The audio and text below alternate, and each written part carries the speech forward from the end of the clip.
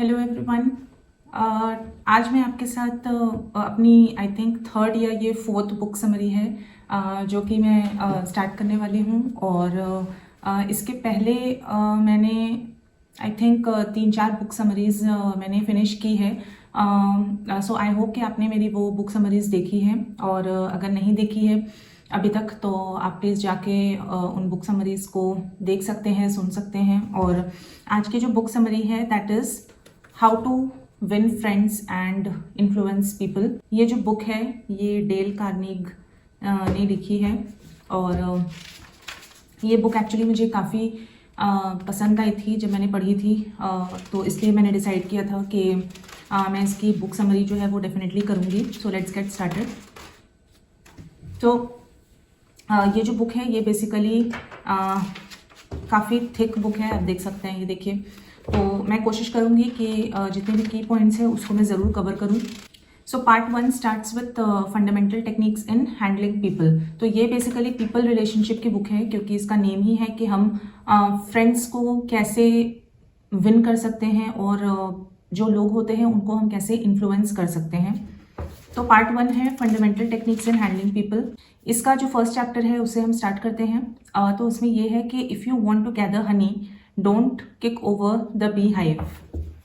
इसमें ये मेंशन्ड है फर्स्ट चैप्टर में कि जो B.F. स्किनर हैं, वर्ल्ड फेमस साइकोलॉजिस्ट, उन्होंने प्रूव किया है अपने एक्सपेरिमेंट से कि जो जानवर होता है which is rewarded for good behaviour will learn much more rapidly and retain what it learns far more effectively. मतलब कि एक जानवर है, उसको जब रिवॉर्ड किया गया है तो वो जल्दी सीखेगा, बजाय उस जानवर के जिसको कि बैड बिहेवियर के लिए पनिश किया गया है। और जो बाद की स्टडीज़ हैं वो ये भी बताते हैं कि ये जो सेम एक्सपेरिमेंट है वो ह्यूमंस के लिए भी एप्लीकेबल है। क्रिटिसाइज करने से लास्टिंग जो हमेशा चेंजेस रह सकती हैं जनरली वो नहीं हो पाती हैं अगर हम लोगों को क्रिटिसाइज़ करेंगे किसी भी काम के लिए। इस बुक में ये भी मेंशन्ड है कि हम जब लोगों से डील करते हैं तो हमें ये याद रखना चाहिए कि हम लॉजिकल जो क्रीचर्स होते हैं हम उनसे डील नहीं कर रहे हैं, क्योंकि ह्यूमंस जो है वो मोस्टली इमोशंस के बेसिस में ही रन होते हैं। उसके बाद इस बुक में ये मेंशन्ड है कि जो बिटर क्रिटिसिज्म होता है वो थॉमस हार्डी एक रिनाउंड पर्सन थे, और वो फाइनेस्ट नॉवेलिस्ट थे। तो क्योंकि उनको बहुत ज़्यादा बिटर क्रिटिसिज्म मिला, इसलिए उन्होंने जो है अपनी जो राइटिंग थी, जो वो फिक्शन लिखते थे, उसको उन्होंने हमेशा के लिए गिव अप कर दिया। और एक और इंग्लिश पोएट थे थॉमस चैटिसन, उनको तो बिटर क्रिटिसिज्म की वजह से उन्होंने सुसाइड ही अटेम्प्ट कर लिया था। इसमें ये मेंशन्ड है कि जो एक बेवकूफ़ इंसान होता है वो बहुत बार बहुत ज़्यादा क्रिटिसिज्म भी करता है, बहुत ज़्यादा कंप्लेन भी करता है, और बहुत सारे मतलब ये जो फीचर है या ये जो बिहेवियर है ये बेवकूफ़ की निशानी है कि बहुत ज़्यादा क्रिटिसिज्म करना। लेकिन अगर कोई इंसान किसी को समझ रहा है और किसी को माफ़ कर रहा है तो समझने और माफ़ करने के लिए बहुत ज़्यादा हिम्मत चाहिए होती है। इस बुक में ये लिखा गया है कि जो एक बड़ा इंसान होता है, बड़ा इंसान की खासियत ही ये होती है कि आप उसको इस तरह से जज कर सकते हैं कि वो अपने से छोटे इंसान को कैसे ट्रीट कर रहा है। So this brings to the end of the first chapter, which is don't criticize, condemn or complain. बहुत ज़्यादा क्रिटिसिज्म या फिर बहुत ज़्यादा किसी बात को लेके किसी चीज़ को लेकर के कंप्लेन करना, ये हमें नहीं करना चाहिए। चैप्टर 2 है the big secret of dealing with people. इस चैप्टर में ये मेंशन्ड है कि आप किसी से अगर आपको कुछ काम करवाना है तो आप उसको डरा के या फिर धमका के या फिर ये धमकी दे के कि मैं आपको काम से निकाल दूंगा, या फिर अगर आप किसी बच्चे से कुछ काम करवाना चाहते हैं तो उस बच्चे को आप मार रहे हैं या फिर आप उसे बहुत ज़्यादा डरा रहे हैं या धमका रहे हैं, तो ये जो मेथड्स होते हैं ये बहुत रूड और काफ़ी क्रूड मेथड्स होते हैं, और इनका जो रिज़ल्ट होता है, जो आउटकम निकलता है वो एक्चुअली में अनडिज़ायरेबल होता है काफ़ी, that is not desirable. Doctor dewy ये बात बताते हैं कि ह्यूमन जो साइकोलॉजी है और जो ह्यूमन नेचर है उसके हिसाब से हर एक इंसान का ये डिज़ायर होता है कि वो इम्पॉर्टेंट हो। हर एक इंसान ये चाहता है कि वो बहुत इम्पॉर्टेंट हो। कुछ ऐसी चीज़ें हैं जो कि हर इंसान ही चाहता है कि उसके लाइफ में उसको मिले। पहली चीज़ है health and the preservation of life. दूसरा है फूड, खाना। तीसरा है नींद। फोर्थ इज मनी, पैसा। Fifth is life in the hereafter. Sixth is sexual gratification. और seventh is the wellbeing of our children. And the eighth one is a feeling of importance. Lincoln ये भी बोलते हैं कि हर किसी इंसान को ये पसंद आता है कि जब उसको कोई कॉम्प्लीमेंट मिलता है। विलियम जेम्स ये बोलते हैं कि जो डीपेस्ट प्रिंसिपल होता है ह्यूमन नेचर का, there is a craving, a lot of craving deep within us, जो चाहता है कि वो अप्रिशिएट हो। इंसान और जानवर में ये बेसिक और बेसिक नहीं, ये एक्चुअली में जो डिस्टिंग्विशिंग फीचर हो सकता है, जो कि सबसे ज़्यादा मेजर डिफरेंस होता है, वो यही होता है अ डिज़ायर ऑफ फीलिंग इम्पॉर्टेंट, जो कि ह्यूमन नेचर चाहता है, हर एक इंसान ये चाहता है। इसमें ये मेंशन है कि अगर कोई बहुत एम्बिशियस पर्सन है तो उसका जो मोटिवेशन होता है ना लाइफ में कुछ करने का, उसको सबसे ज़्यादा ये किल कर सकता है कि जब उसके सुपीरियर्स, जब उसके सीनियर्स है, वो उसको बहुत ज़्यादा क्रिटिसाइज़ करें। हमें अगर किसी इंसान का काम बहुत पसंद आ रहा है तो हमें उस चीज़ को अप्रिशिएट करना चाहिए, उस इंसान को। उससे उसकी जो विल पावर होती है या फिर जो काम को लेके काम को लेके जो इच्छा होता है करने का, वो और ज़्यादा उससे बढ़ता है और अच्छाई की तरफ जाता है। That means that person will be motivated more. इसमें एक और डिफरेंस हो जाता है, जब आप किसी को अप्रिशिएट कर रहे हैं तो बहुत बार क्या होता है कि कुछ लोग जो है वो फ्लैटर भी करते हैं।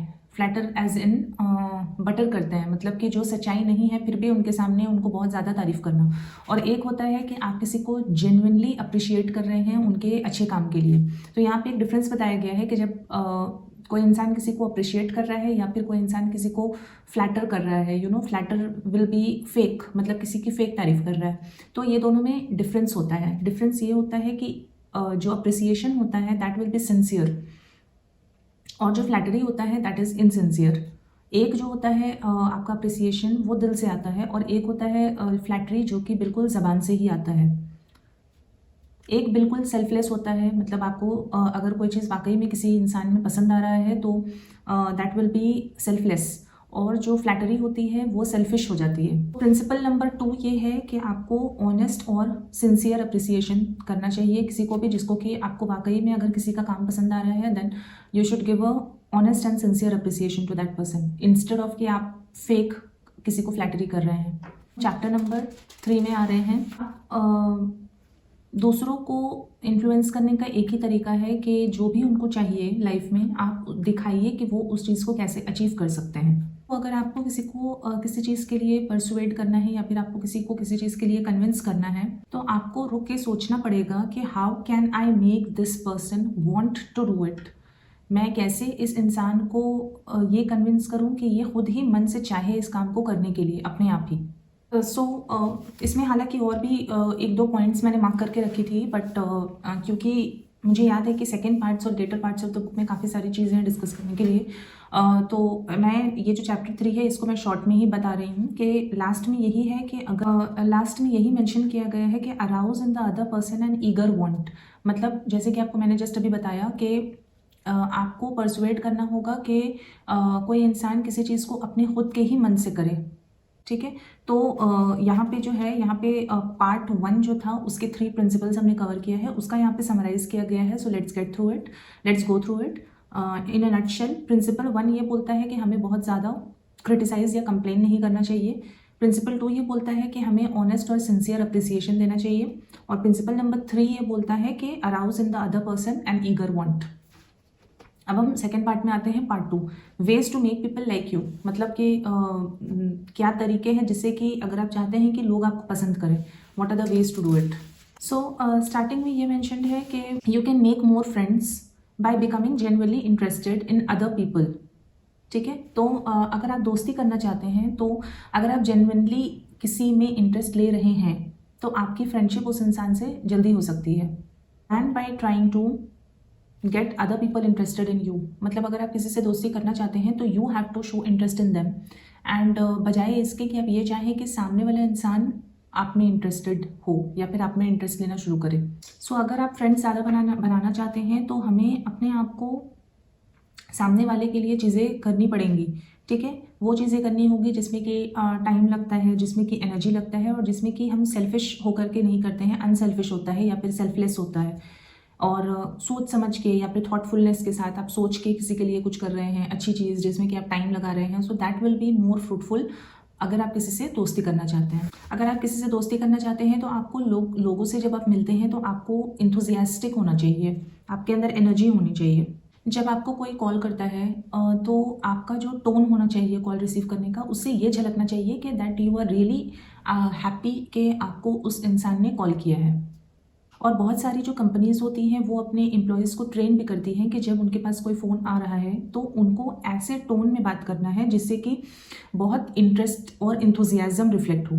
और इससे ये होता है कि जैसे कि कोई कंपनी है या फिर कोई कस्टमर है, वो उसने किसी चीज़ के लिए कॉल किया है और सामने वाले जो कि सर्विस प्रोवाइडर हैं वो अगर काफ़ी अच्छे से बात कर रहे हैं तो कस्टमर का जो कस्टमर को रिटेन करने का जो होता है ना, कि कोई कस्टमर आपसे रिटेन हो रहा है, उसमें भी ये हेल्प करता है by the way you are speaking, कि आप ये शो कर रहे हैं कि you are really happy to hear from a particular person. तो प्रिंसिपल 1 जो है वो इसी नोट में एंड होता है कि become genuinely interested in other people. आपको जेन्युइन इंटरेस्ट जो है वो आपको शो करना होगा। अब आते हैं हम चैप्टर 2 की तरफ, a simple way to make a first good impression. जब हम किसी से मिलते हैं तो हम जो एक्सप्रेशन जो आपके फेस में रिफ्लेक्ट हो रहा है, that is much more important than आपने कपड़े क्या पहने हैं।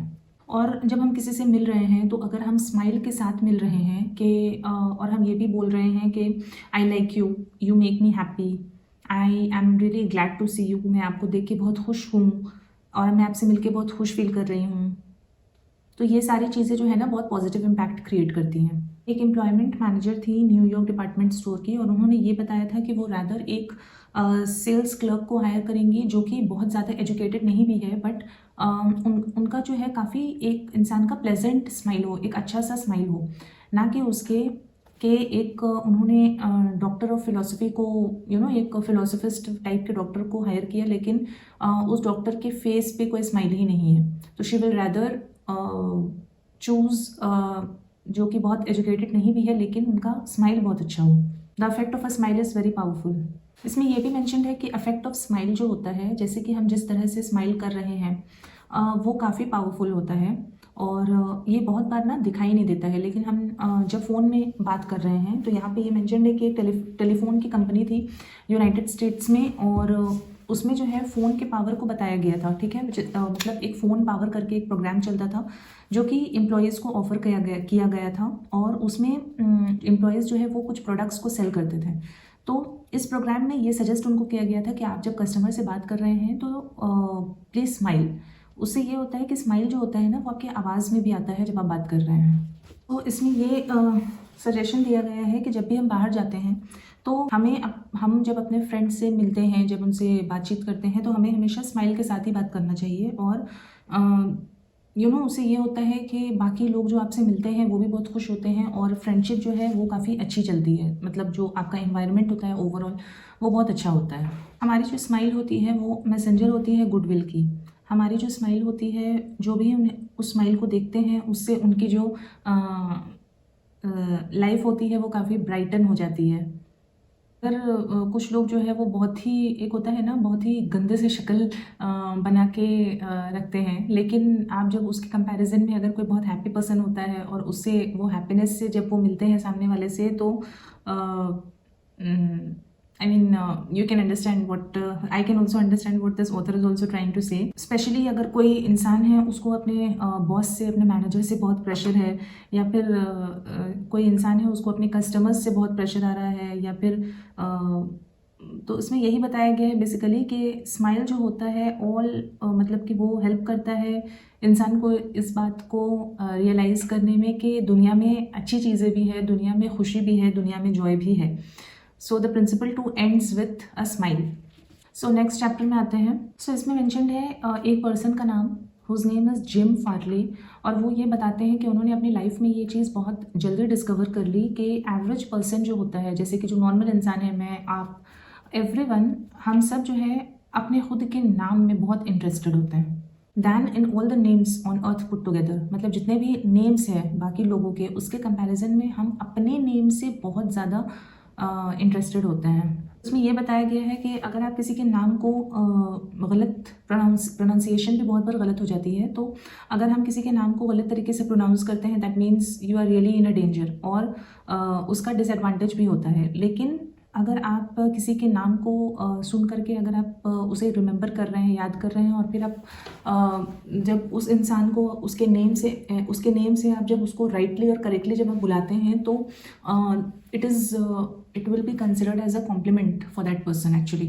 बहुत बार ये होता है कि बहुत सारे जो नेम्स होते हैं ना, वो डिफ़िकल्ट होते हैं प्रोनाउंस करने के लिए, तो बहुत लोग ये करते हैं कि बजाय के एक्चुअल नेम सीखने के, उनको वो निक नेम से बुलाते हैं। लेकिन ये जो निक नेम से बुलाने वाला जो शॉर्टकट होता है, वो बहुत बार एज़ पर द ऑथर वो काम नहीं करता है। तो यहाँ पे एक एग्जांपल दिया गया है कि एक पर्सन थे, उनका नेम, फुल नेम जो है वो मिस्टर निकोडेमस पैपाड्यूलस था। तो क्योंकि उनका बहुत बड़ा नाम था, तो इसलिए बहुत सारे लोग उनको निक करके बुलाते थे शॉर्ट फॉर्म में। लेकिन इसमें ये ऑथर ने लिखा है कि उन्होंने स्पेशल एफर्ट लिया उनके नेम को करेक्ट सीखने में, और फिर उनके नेम को करेक्टली प्रोनाउंस करने में, और उस इंसान को उन्होंने प्रॉपर उनके फुल नेम से एड्रेस किया। तो इसमें ये लिखा गया है कि जब उन्होंने अपना फुल नेम उनसे सुना, तो लिटरली वो रोने लगे, और उन्होंने ये बोला कि 15 सालों में किसी ने भी उनको अपने ओरिजिनल नेम से नहीं बुलाया है, और वो बहुत खुश हुए एक्चुअली। आप समझ सकते हैं कि he started crying. So that is the effect what it makes on a person जब हम उनको उनके एक्चुअल नाम और बिल्कुल करेक्ट नेम से एड्रेस करते हैं। सो फ्रॉम द वेट्रेस, जब हम किसी रेस्टोरेंट में जाते हैं खाना खाने के लिए, तो वहाँ पे जो वेट्रेस रहती है, इवन फ्रॉम हर टिल अगर कोई सीनियर एग्जीक्यूटिव है, हर जगह ये जो नेम वाला मैजिक है वो हर जगह ही अप्लाई होता है। सो प्रिंसिपल नंबर 3 यही है कि किसी भी इंसान के लिए सबसे ज़्यादा स्वीटेस्ट और सबसे ज़्यादा इम्पॉर्टेंट जो आवाज़ होती है, वो उस इंसान के लिए उसका नेम होता है। So this is a very important point in people management. अब आते हैं chapter number 4। So the next chapter is an easy way to become a good conversationalist. मतलब ये है कि हम अच्छी बातें करने वाले इंसान कैसे बन सकते हैं। इसमें ये बताते हैं कि सुनने की जो कैपेबिलिटी होती है, लिसनिंग की कैपेबिलिटी, वो बहुत इम्पॉर्टेंट होती है आपके घर के लाइफ में, एज वेल एज आपके प्रोफेशनल या फिर आपके बिजनेस लाइफ में। इसमें जो ऑथर हैं वो ये भी बताते हैं कि उनको काफ़ी इम्पॉर्टेंट लोगों ने ये बात बताई है कि जनरली जो लोग होते हैं वो गुड लिसनर्स को प्रेफर करते हैं। जैसे कि लोग जो हैं उसको प्रेफर करते हैं जो कि उनकी बात सुने, ना कि जो ज़्यादा बातें खुद ही करते हैं अपने बारे में। और ये जो एबिलिटी है, ये जो सलाहियत है, या जो कैपेबिलिटी आप बोल सकते हैं कि सुनने की सलाहियत, ये बहुत ही रेयर फीचर है। मतलब बहुत ही कम पाई जाती है लोगों में कि लोग दूसरे की बात को शांति से सुन रहे हैं और समझ रहे हैं, क्योंकि जनरली सबको अपनी बातें ही बतानी होती है। यहाँ पे एक इंसान के बारे में मेंशन्ड है, डॉक्टर निकोलस मुरे बटलर। तो ये जो है ये long time president of Columbia University रह चुके हैं, और ये बताते हैं कि जो लोग सिर्फ अपने बारे में ही बात करते हैं और अपने बारे में ही सोचते रहते हैं, वो लोग होपलेसली अनएजुकेटेड होते हैं।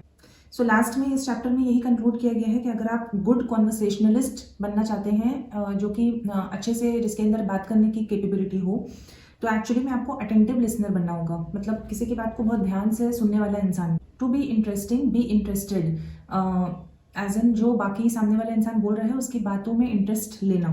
और हमें सामने वाले को इनकरेज भी करना चाहिए कि वो अपने बारे में भी बताएं, अपने अकम्पलिशमेंट के बारे में भी बताएं, क्या उन्होंने अपनी लाइफ में अचीव किया है, क्या अच्छा वो कैसे सक्सेसफुल बने हैं। ये सारी बातें सुनने के लिए हमें सामने वाले को इनकरेज भी करना चाहिए। और ये बात हमें याद रखनी चाहिए कि हम जिनसे भी बात कर रहे हैं वो लोग 100 टाइम्स ज़्यादा इंटरेस्टेड होते हैं जनरली अपने खुद के लाइफ में, अपने खुद के बारे में बताने के लिए। और लास्ट में ये कंक्लूजन यही दिया गया है कि नेक्स्ट टाइम आप जब भी किसी के साथ कॉन्वर्सेशन स्टार्ट करें, बात करना स्टार्ट करें, तो हमेशा गुड लिसनर पहले बने, और बाकी सामने वाले इंसान को आप इनकरेज करें कि वो अपने बारे में ज़्यादा बताए। चैप्टर नंबर 5 है how to interest people. Okay, so यहाँ पे एक एग्जाम्पल दिया गया है कि he saw you were interested in boats and he talked about the things he knew would interest and please you. He made himself agreeable. इसका मतलब short में यही मतलब है कि अगर मुझे पता है कि सामने वाले पर्टिकुलर इंसान का इंटरेस्ट जो है वो बोट्स में है, या फिर सामने वाले पर्टिकुलर इंसान का इंटरेस्ट क्रिकेट में है या फिर फुटबॉल में है, तो अगर मैं उससे उसी टॉपिक पे बात करूंगी जो कि उसका बहुत ज़्यादा इंटरेस्टिंग टॉपिक है, तो फिर बात जो है वो अच्छी चलेगी और ही मेड हिमसेल्फ अग्रीएबल। तो प्रिंसिपल 5 का जो कंक्लूजन है वो यही है कि talk in terms of the other persons interest. जब इसके पहले वाले चैप्टर में ये था कि आप सामने वाले को इनकरेज करें बात करने के लिए, और नेक्स्ट जब आप बाकी जब फिर आगे जब आपकी बात बढ़ रही है तो सामने वाले के इंटरेस्ट के ऊपर बात करें। मैं आपको ये सारे चैप्टर्स काफ़ी शॉर्ट में और स्लीक में बता रही हूँ, क्योंकि अभी देखिए अभी मैंने इतना कवर किया है और बाकी इतना सारा अभी भी है। सो इसलिए मैं कोशिश कर रही हूँ कि जितना हो सके पॉइंट टू पॉइंट में बताऊं। और ये बुक जो है देखिए ये मैंने पहले जो पढ़ी थी, so if I just show you कि मैंने जो भी रेलेवेंट टॉपिक्स होते हैं ना, या फिर जो मैं सोचती हूँ कि मैं बुक समरी में उसको मैं इंक्लूड करूँगी या फिर मेंशन करूँगी, so I underline all of them. तो लेकिन अभी जो मैं पढ़ रही हूँ तो मैं पढ़ते पढ़ते ही आपको बता रही हूँ, तो इसलिए मैं कोशिश कर रही हूँ कि जो अंडरलाइंड भी है, अगर मैं इतना लंबा पढ़ूंगी तो ऑब्वियसली ये काफ़ी लंबा हो जाएगा। So I am just trying to cut it short and tell you in brief. Chapter number 6 है how to make people like you instantly. मतलब कि आप किसी से मिले हैं और आप चाहते हैं कि वो आपको इंस्टेंटली पसंद करना शुरू कर दे, तो उसके लिए क्या मेथड्स हैं चलिए देखते हैं। तो चैप्टर 6 के स्टार्टिंग में एक सिचुएशन की एग्जांपल दी गई है जो ऑथर ने बताया है। ऑथर जो है वो कहीं जाते हैं, ठीक है, और वहाँ पे वो देखते हैं कि एक क्लर्क है जो कि अपने जॉब से काफ़ी ज़्यादा बोर्ड है, ठीक है, बहुत ही बोरिंगली वो अपने जॉब को कर रहा है। मतलब कि वो एनवेलप्स उठा रहा है, फिर वो स्टैम्प्स लगा रहा है, फिर वो चेंज कर रहा है, फिर वो रिसिप्ट्स को दे रहा है। तो he was quite board with the, मतलब कि एक ही चीज़ को वो कर करके वो क्लर्क अब थक चुका है। तो ऑथर ने ये सोचा कि मैं क्या करूँ जिससे कि जो क्लर्क है वो उनको इंस्टेंटली लाइक करना शुरू कर दे। तो फिर उन्होंने सोचा कि मैं ऐसा क्या करूँ, तो उन्होंने फिर ये सोचा कि I must say something nice, ठीक है, कुछ अच्छा बोलना है लेकिन अपने खुद के बारे में नहीं बोलना है, वो उस क्लर्क के बारे में बोलना है। तो फिर उन्होंने ये सोचना शुरू कर दिया कि वो क्या चीज़ ऐसा क्लर्क में है जो कि वो ऑनेस्टली और सिंसियरली एडमायर कर रहे हैं उस क्लर्क के बारे में। तो ये काफ़ी कभी कभी ये हार्ड क्वेश्चन हो सकता है, लेकिन स्पेशली विद स्ट्रेंजर्स, जब हम स्ट्रेंजर्स से मिलते हैं तो ये काफ़ी डिफिकल्ट हो सकता है कि हम क्या चीज़ सडनली उस इंसान में खोजें जो कि हम एडमायर कर रहे हैं। लेकिन इस क्लर्क के साथ जो है ये चीज़ नहीं हुआ। ये काफ़ी इंस्टेंटली उन्होंने देखा कि जो उनकी हेयर थी, बाल, सर पे जो बाल थे वो उनको अच्छा लगा, ठीक है। तो उन्होंने उस क्लर्क को बोला कि I certainly wish I had your head of hair. मतलब कि मैं काश के मेरे पास भी आपके जैसे बाल होते हैं।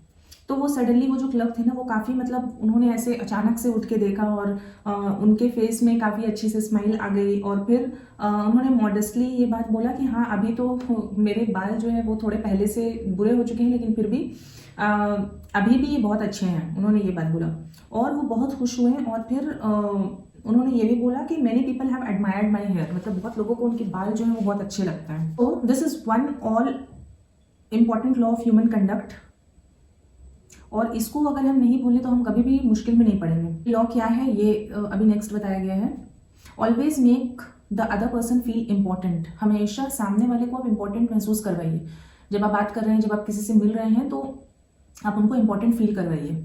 और जॉन ड्यूई जो है, और आई थिंक ये वाली बात पहले वाले चैप्टर्स में भी थी कि उन्होंने पहले ही ये बात बोला है कि the desire to be important, हर इंसान के अंदर डिज़ायर होता है ना कुछ, तो ये ह्यूमन नेचर जो है, हम ह्यूमंस का ही डीपेस्ट डिज़ायर है कि हम इम्पॉर्टेंट रहें, हम इम्पॉर्टेंट फील करें।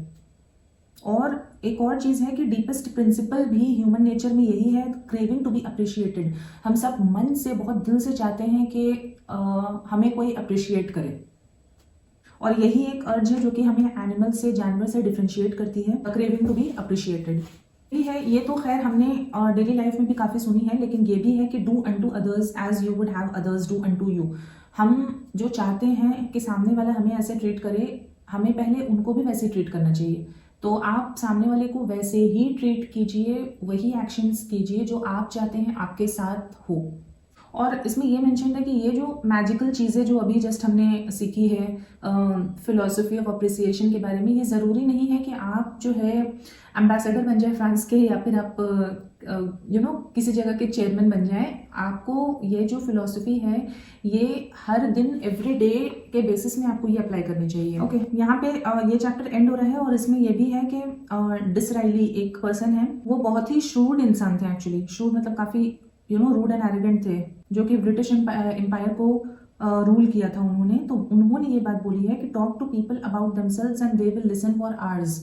सो यहाँ पे नटशेल में समराइज किया गया है अभी तक हमने जो जो पढ़ा है। 6 ways to make people like you, वो क्या क्या है, ठीक है। 6 आसान तरीके जिससे कि लोग आपको पसंद कर सकते हैं। पहला क्या था, principle 1, become genuinely interested in other people, मतलब जेन्युइनली आप सामने वाले के लिए इंटरेस्टेड रहें। प्रिंसिपल 2 था स्माइल। प्रिंसिपल 3 है कि एक पर्सन का जो नेम होता है वो उसके लिए सबसे स्वीटेस्ट और मोस्ट इम्पॉर्टेंट साउंड होता है। प्रिंसिपल नंबर 4 है कि आप एक अच्छे लिसनर बने और आपको सामने वाले को इनकरेज करना है कि वो अपने बारे में बात करें। प्रिंसिपल 5 है talk in terms of other people's interest, सामने वाले का जो इंटरेस्ट है उसके बारे में आप बात कीजिए। प्रिंसिपल नंबर 6 है कि आप सामने वाले को इंपॉर्टेंट फील करवाइए और आप ये काम सिंसियरली कीजिए। पार्ट 3 है how to win people to your way of thinking. इसका हेडिंग है एन आर्ग्यूमेंट। ओके, यहाँ पे ये चीज़ मेंशन है कि there is only one way, एक ही तरीका है किसी आर्ग्यूमेंट से आप बेस्ट कंक्लूजन निकाल पाएं, और वो क्या है फॉर्मूला, वो है कि आप उस आर्ग्यूमेंट को अवॉइड कीजिए। कोशिश कीजिए कि वो आर्ग्यूमेंट आप किसी तरह से टाल दें या फिर उसमें आप पढ़िए ही मत बेसिकली। यहाँ पे ये मेंशन है कि अगर 10 बार आर्ग्यूमेंट हो रही है तो 9 टाइम्स क्या होता है, एन आर्ग्यूमेंट जो है वो आर्ग्यूमेंट ऑब्वियसली 2 कैंडिडेट्स में होगा ना, तो an argument ends with each of the contestants. जो भी सामने वाले मतलब जो भी इंसान है उनको यही कन्विंस हो जाता है फॉर्मली के ही इज एब्सोल्युटली राइट। मतलब अगर आर्ग्यूमेंट दो लोगों में हो रहा है तो दोनों को यही लगेगा कि मेरे ही पॉइंट सही है, मेरे ही पॉइंट वैलिड है। 9 out of 10 टाइम्स यही होता है। यहाँ पे एक कोटेशन है बुद्धा की कि hatred is never ended by hatred but love. नफरत जो है, अगर किसी के दिल में नफरत है तो उसको हम नफरत से ख़त्म नहीं कर सकते हैं, प्यार से ही ख़त्म कर सकते हैं। And a misunderstanding is never ended by an argument. अगर किसी के बीच में मिसअंडरस्टैंडिंग हो गई है तो वो बहस करके और आर्ग्यूमेंट करके ख़त्म नहीं हो सकती है, बट बाई अगर आप ध्यान से टैक्टफुली या फिर डिप्लोमेसी के साथ या फिर कंसिलिएशन मतलब आप कोशिश कर रहे हैं कि चीज़ें जो है वो ठीक हो जाए, या फिर a sympathetic desire to see the other person's viewpoint. मतलब सिंपैथेटिक डिज़ायर, आप थोड़ा सा सिंपैथी गैदर करके आप सामने वाले के व्यू पॉइंट को देखने की कोशिश कर रहे हैं। तो अगर आप ये सब चीज़ें करते हैं तो फिर चांसेस है कि हाँ कोई आर्ग्यूमेंट रिजॉल्व हो सके या फिर कोई मिसअंडरस्टैंडिंग रिजॉल्व हो सके। लेकिन बहस करने से, झगड़े करने से नथिंग कैन रिजॉल्व।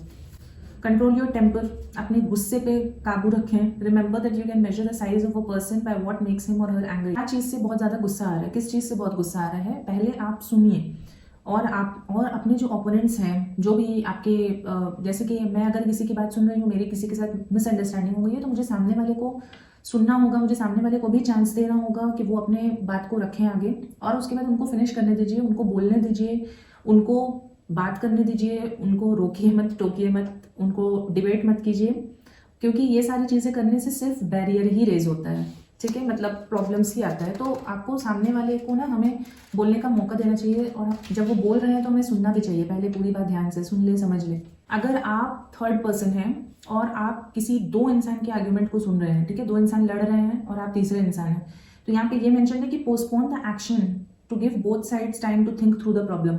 थोड़ा सा आप टाइम दीजिए, जो भी 2 लोग आपको अपनी प्रॉब्लम बता रहे हैं, तो आप थोड़ा टाइम दीजिए कि वो अपने आप के बात को थोड़ा सा सोचने का टाइम दीजिए, और suggest a new meeting to be held later that day और द नेक्स्ट डे। इमीडिएटली फैसला मत कीजिए, थोड़ा सा टाइम दीजिए, या तो उसी दिन किसी दूसरे टाइम का टाइम दे दीजिए। सुबह में हो रही है तो आप शाम का टाइम दीजिए, या तो फिर नेक्स्ट डे का टाइम दीजिए। सो लास्ट में जो प्रिंसिपल 1 है वो इसी बात में एंड होता है कि the only way to get the best of an argument is to avoid it. Okay, now chapter number 2 है a sure way of making enemies and how to avoid it. मतलब क्या फॉर्मूला है कि हम 100% किसी से दुश्मनी पाल सकते हैं और हम इस चीज़ को कैसे अवॉइड कर सकते हैं। यहाँ पे कुछ एग्जाम्पल्स दी गई है। पहली एग्जाम्पल गैलीलियो की है कि you can not teach a man anything. आप किसी को भी कुछ सिखा नहीं सकते हैं, we can just help him to find it within himself. हम बस हेल्प कर सकते हैं एक इंसान को कि वो अपने खुद के ही अंदर से उस चीज़ को तलाश कर सके, बट हम किसी को भी कुछ सिखा नहीं सकते हैं। उसके बाद नेक्स्ट है, लॉर्ड चेस्टरफील्ड ने अपने बेटे से कहा था कि be wiser than other people. आप सामने वाले से या फिर बहुत लोगों से आप वाइज रहिए, आप आप दिमाग वाले भले ही रहिए, लेकिन आप उनको वो बात बताइए मत कि आप उनसे ज़्यादा वाइज हैं। सोक्रेट्स ने रिपीटेडली अपने फॉलोअर्स को, एथेंस एक जगह है वहाँ पे उन्होंने वो बार बार अपने फॉलोअर्स को एक बात बोलते थे कि one thing only I know and that is I know nothing. मतलब कि उन्होंने ये बोला कि मुझे सिर्फ एक ही चीज़ पता है कि मुझे कुछ भी नहीं पता है। मतलब आप अपने आप को ऐसे मत शो कीजिए कि आपको सब कुछ पता है। इसमें एक चीज़ मेंशन है, एक एग्जांपल मेंशन है कि अगर आपको पॉजिटिवली पता है कि एक इंसान गलत है और आप उसको ब्लंटली वो बात बोल दे रहे हैं, तो फिर क्या होता है। इस चीज़ की इलस्ट्रेशन उन्होंने दी है। Question is quite big. किसी ने अगर हमें ये बोल दिया कि हम गलत हैं तो वी रिजेंट इट, और मतलब हम ना वो चीज़ को रिजेंट करते हैं, हमें वो चीज़ अच्छी नहीं लगती है, हमें तकलीफ होती है ये बात सुन के। तो फाइनली ऑथर ने काफ़ी सारी एग्जाम्पल्स दी है। Actually it is convinced now कि नथिंग गुड इज अकम्प्लिश्ड, कोई भी अच्छी चीज़ अकम्प्लिश नहीं हो सकती है और काफ़ी ज़्यादा डैमेज भी हो सकती है अगर आप एक इंसान को डायरेक्टली और स्ट्रेट जाके उनके मुंह पे बोल दें कि they are wrong. So principle number 2 का कंक्लूजन ये है कि show respect for others opinions and never say that you are wrong. अब चैप्टर नंबर 3 है कि इफ़ यू आर रॉन्ग तो फिर एडमिट कीजिए उस बात को। अगर आप गलत है भी देन जस्ट एडमिट इट। कोई भी बेवकूफ़ इंसान होगा जो कि अपनी गलती को डिफेंड करेगा, मतलब अपनी गलती को एक्सेप्ट नहीं करेगा। और बहुत इसमें ये लिखा गया है कि जो ये बेवकूफ़ की ही निशानी होती है कि वो उस चीज़ को एक्सेप्ट नहीं करते हैं। लेकिन अगर कोई इंसान इस चीज़ को एक्सेप्ट कर लेता है तो फिर वो इंसान एक्चुअली में बाकी लोगों से ऊपर ही आता है, ठीक है। And it gives a feeling of nobility. Noble इंसान के कैटेगरी में फिर वो आ जाता है जो भी इंसान अपनी गलती को एडमिट करता है और उसको सही भी करता है। प्रिंसिपल 3 एंडिंग इसी में होती है कि अगर आप गलत हैं तो आप उस चीज़ को जल्दी से जल्दी एडमिट कर लीजिए, इसी में भलाई है। ओके, सो चैप्टर 4 का हेडिंग है ड्रॉप ऑफ हनी। इसमें यह मेंशन है कि अगर आप किसी इंसान के दिल को जीतना चाहते हैं तो आप पहले उस इंसान को कन्विंस कीजिए कि आप उनके सिंसियर फ्रेंड हैं। और भी चीज़ है कि जेंटलनेस और फ्रेंडलीनेस, ठीक है। आप जितने जेंटल हैं, आप जितने पोलाइट हैं, आप जितने फ्रेंडली हैं, ये हमेशा ज़्यादा स्ट्रॉन्ग होती है, ना कि बहुत फ्यूरियस होने में या फिर बहुत फोर्स लगाने में, बहुत गुस्सा दिखाने में। तो हमेशा जेंटलनेस और जो आपका फ्रेंडली नेचर होता है वो हमेशा ज़्यादा मतलब ज़्यादा अहमियत या फिर ज़्यादा इफेक्टिव वही होता है एक्चुअली। कंक्लूजन यही है प्रिंसिपल 4 का कि begin in a friendly way, एक फ्रेंडली वे में ही स्टार्ट कीजिए। चैप्टर नंबर 5 है the secret of Socrates. Okay, इसमें यह है कि जब आप लोगों से बात करना शुरू करते हैं तो don't begin by discussing the things जिसमें कि आप डिफरेंट हैं। मतलब जब आप बात करना शुरू किया आपने तो जो आप दो लोगों के बीच में जो चीज़ अलग है उस पर आप बात नहीं मत कीजिए। बिगिन बाय एम्फसाइजिंग, या फिर आप उसी बात से शुरू कीजिए जिसमें आप दोनों की सिमिलैरिटी है, या फिर आप जिस चीज़ में आप दोनों जिस चीज़ में अग्री कर रहे हैं इस चीज़ पे ही ज़्यादा ध्यान दीजिए, इस चीज़ पे ही एम्फसाइज कीजिए कि आप दोनों ही सेम चीज़ों को लेकर ही अग्री कर रहे हैं या सेम चीज़ ही चाहते हैं। एंड दैट कि आपका जो तरीका होगा, जो आपका डिफरेंस होगा दोनों में, वो बस मेथड होगा, मतलब आप किस तरह से कर रहे हैं वही डिफरेंट हो सकता है, लेकिन जो पर्पज़ है वो सेम रहे। इसमें एक एग्जाम्पल बहुत अच्छे से मेंशन किया गया है कि अगर एक इंसान नो बोल रहा है किसी चीज़ के लिए, तो जब कोई भी इंसान किसी चीज़ के लिए नो बोलता है ना, तो उसमें सिर्फ ये नो 2 लेटर्स नहीं रहते हैं, इसमें पूरा का पूरा एक ऑर्गेनिज्म या फिर पूरा का पूरा एक प्रोसेस हो रहा है जिससे कि कोई इंसान नो बोल रहा है। और ये पूरे में जो है ना हमारी बॉडी भी रिस्पॉन्ड करती है कि हाँ हमें ये चीज़ नहीं करना है, और हमारी पूरी की पूरी बॉडी किसी चीज़ को करने से विड्रॉ करती है। और उसके कंपैरिजन में अगर कोई इंसान किसी चीज़ के लिए येस बोल रहा है तो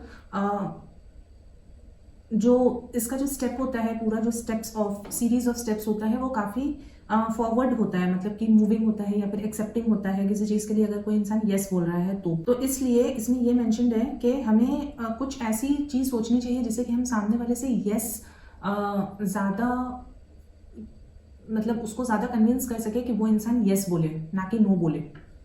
इसमें ये भी एक अच्छी चीज़ लिखी गई है कि गेट अ स्टूडेंट टू से नो एट द बिगनिंग, ठीक है, किसी स्टूडेंट को आप कोई चीज़ आप बस ऐसा करने की देरी होती है कि कोई स्टूडेंट किसी चीज़ के लिए नो बोल दे, या फिर कस्टमर हो या फिर कोई बच्चा है, कोई हस्बैंड वाइफ है, तो फिर ना उससे यस करवाना सेम चीज़ के लिए बहुत डिफिकल्ट हो जाती है।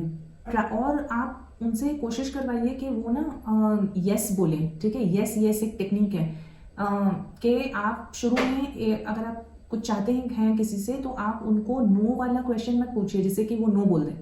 आप उनको ऐसी बात बोलिए जिसमें कि वो यस बोले, क्योंकि हम जब नो बोलते हैं तो हम काफ़ी रिजिड हो जाते हैं और हमारा वो आंसर फाइनल रहता है। फिर आप उसको यस में कन्वर्ट करने में बहुत मुश्किल आती है जब आप किसी कॉन्वर्सेशन को स्टार्ट कर रहे हैं। तो इसमें एक सोक्रेट्स की मेथड को बताई गई है। उनके मेथड को, ये जो यस यस वाला मेथड है ना, ये पूरे मेथड को ही सोक्रेटिक मेथड बोला जाता है। And it was based upon a yes yes response. वो सामने वाले से वही क्वेश्चन पूछते थे जिसमें कि सामने वाले अग्री कर जाते थे उनसे। He kept on winning one admission after another until he had an armful of yeses. और फाइनली उनका, क्योंकि ये टेक्निक फॉलो किया था, इसलिए उनको एक ऐसा कंक्लूजन मिला जो कि डिनाई हो सकता था। अगर इंसान normally no no no no बोलता जाए तो फाइनल जो कंक्लूजन आएगा वो नो आएगा। तो नेक्स्ट टाइम हम जब भी ये हमें टेम्पटेशन आ रहा है कि हम किसी को ये बोले कि वो गलत है, तो हमें ना ये सोक्रेटिक मेथड जो है वो अप्लाई करना चाहिए और अपने मन से क्वेश्चन पूछना चाहिए कि a question that will get the yes yes response. ऐसा क्वेश्चन पूछिए सामने वाले से जिसमें कि वो हाँ बोल दें। चाइनीज का एक प्रोवर्ब है एज ओल्ड विजडम के हिसाब से कि he who treads softly goes far. Principle number 5 इसी कंक्लूजन में एंड होता है, इसी कंक्लूजन के साथ एंड होता है कि get the person saying yes yes immediately. अगर आप बात कर रहे हैं किसी से तो उससे कोशिश कीजिए कि वो यस बोल दे। अब हम आते हैं नेक्स्ट चैप्टर में, chapter number 6, the safety valve in handling complaints. So the next chapter is the safety valve in handling complaints. बहुत सारे लोग जो हैं दूसरे लोगों को ऐसे जीतना चाहते हैं अपने बारे में बहुत ज़्यादा बातें करके। तो हमें एक्चुअली में ये नहीं करके ये करना चाहिए कि हमें उनसे, सामने वाले से बहुत सारी क्वेश्चंस पूछना चाहिए और हमें ये इनकरेज करना चाहिए कि वो अपने बारे में कुछ बताएं या फिर वो ही जनरली किसी टॉपिक पे कुछ बातें करें। अगर आप उनसे डिसएग्री कर रहे हैं तो अटेम्प्ट हो सकते हैं कि आप उनको बीच में रोक दें या टोक दें या फिर काट दें, लेकिन ऐसा आप मत कीजिए। जनरली वो अटेंशन फिर नहीं देंगे क्योंकि उनके अंदर फिर बहुत सारी आइडियाज़ होती हैं, बहुत सारी बातें होती हैं जो कि खुद एक्सप्रेस आउट होना चाहती हैं। तो इसलिए आप थोड़ा सा पेशेंस रख के उनकी बातों को सुने खुले दिमाग से। बी सिंसियर अबाउट इट और सिंसियरली सुने और इनकरेज आप करें कि वो अपने जो भी आइडियाज़ हैं उसको फुल्ली एक्सप्रेस कर सकें। सो प्रिंसिपल 6 जो है वो एंड इसी बात में होता है कि late the other person do a great deal of the talking. सामने वाले को आप जितनी मर्जी उनको बात करने का मन है, आप उनको बात करने दीजिए। चैप्टर नंबर 7 है कि आप किसी से कोऑपरेशन कैसे करवा सकते हैं, कैसे आप कोशिश कर सकते हैं कि सामने वाला आपसे कोऑपरेट करे। इसमें ये क्वेश्चन किया गया है कि हमें अपने आइडियाज़ पे ज़्यादा भरोसा होता है, ना कि उन आइडियाज़ के ऊपर जो कि आपको बस एक तश्तरी में सर्व करके आपको आपको मिल गई है। ठीक है, बिल्कुल रेडीमेड आपको कोई आइडिया मिल गई है, या फिर आपकी जो खुद की आइडिया है आपको उसमें ज़्यादा भरोसा होता है। तो इसलिए वाइज यही होता है कि ओके, सो इसमें यह है कि ये एक बैड जजमेंट ही होगा कि आप अपने जो ओपिनियंस होते हैं वो बिल्कुल मतलब किसी सामने वाले के गले के अंदर आप उतार दें। इसलिए वाइज ये होता है कि आप सजेस्ट कर सकते हैं, ठीक है, कि मैं ये सजेस्ट कर रहा हूँ, मेरा व्यू पॉइंट ये है, और फिर आप सामने वाले को खुद ही कंक्लूजन पे आने दीजिए। Okay, let them also think it, let them also think their way कि इसमें क्या हो सकता है क्या नहीं, क्योंकि इसमें फिर उनका एफर्ट भी आएगा। ठीक है, मतलब आप ना अपनी ही सारी बातें मत बोल दीजिए, आप अपनी ही खुद की ही कंक्लूजन मत कर दीजिए, आप एक सजेशन दीजिए और फिर सामने वाले को भी सोच के कंक्लूजन में आने दीजिए कि कि उन्होंने भी इसमें एफर्ट डाली है। किसी को भी ये बात पसंद नहीं है कि उनको ये फील हो कि आपने उनको किसी चीज़ को बेचा है, ठीक है, किसी चीज़ को आपने सेल किया है, या फिर मतलब कि आपने किसी को कुछ करने के लिए बिल्कुल ऐसे डायरेक्शन दिया है, या फिर किसी को बताया है कि तुमको ये काम ऐसे ही करना है। We prefer much to feel that we are buying it on our own accord or acting on our own ideas. We like to be consulted about our wishes, our wants and our thoughts. ठीक है, मतलब हम ना ये देखिए, ये general life में obviously applicable है ना, कि हम चाहते हैं कि हमसे भी कंसल्टेशन हो कि हम क्या चाहते हैं, हमारी क्या विश है, हम क्या करना चाहते हैं, हम क्या सोचते हैं, ये सब में हमारी भी कंसल्टेशन चाहिए होती है, ना कि सामने वाला इंसान आपके ऊपर किसी चीज़ को बिल्कुल फोर्स करके थोप दे, राइट। तो आई थिंक ये मतलब जितनी भी पॉइंट्स इस बुक में हैं, मुझे सारे पॉइंट्स ना बहुत प्रैक्टिकल और बहुत प्रैक्टिकल नहीं बोलूँगी मैं, सच लगी एक्चुअली, सच्चाई के बेसिस पे ही बहुत सारे पॉइंट्स हैं, इसलिए मुझे ये बुक बहुत पसंद आई थी। It's really a very nice book. इसमें ऑथर ने एक चीज़ लिखी है कि उनको एक बेस्ट वे मिला कि एक एक आइडिया है, उसको कैसे कन्वर्ट किया जाए, was to plant it in someone's mind casually, but so as to interest him in it, so as to get him thinking about it on his own account. मतलब आप किसी से किसी बारे में बात कर रहे हैं तो एक आइडिया जो है वो हम कैजुअली, अगर हमारे पास एक आइडिया तो हम कैजुअली भी बहुत बार बात कर सकते हैं। फिर जनरली ये होता है कि वो इंसान उस बारे में सोचता है, ठीक है, और फिर सोचने के बाद उस चीज़ के बारे में अपने हिसाब से इंसान सोचता है। तो ये जो चीज़ है ये एक्चुअली में ऑथर ने बताया कि ये आइडिया जो है एक्चुअली में वर्क किया उनके केस में। वो फाइनली ये बताते हैं कि जो आइडिया उन्होंने किसी को दिया था कुछ दिनों के बाद, ठीक है, तो पहले जब उन्होंने ये आइडिया दिया था तो फिर वो डिसअप्रूव हो गया था, लेकिन कुछ दिनों के बाद जिनको वो आइडिया दिया था उन्होंने आइडिया को ही अपना खुद का सजेशन बता करके उस आइडिया को अप्रूव किया। So principle 7 is let the other person feel that the idea is his or hers. Chapter number 8 है a formula that will work wonders for you.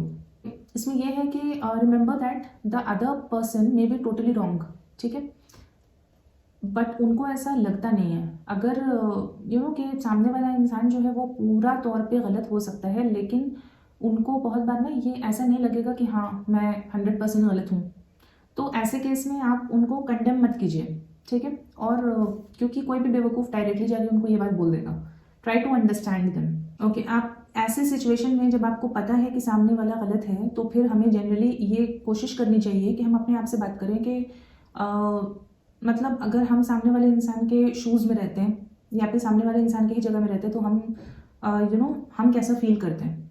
इसमें यह है कि success in dealing with people, मतलब हमें generally जो हमारा day to day life होता है उसमें हम लोगों से ही तो आखिर अल्टीमेटली डील कर रहे होते हैं ना। हम हर जगह मिलते हैं लोगों से, तो हम लोगों से ही डील कर रहे हैं।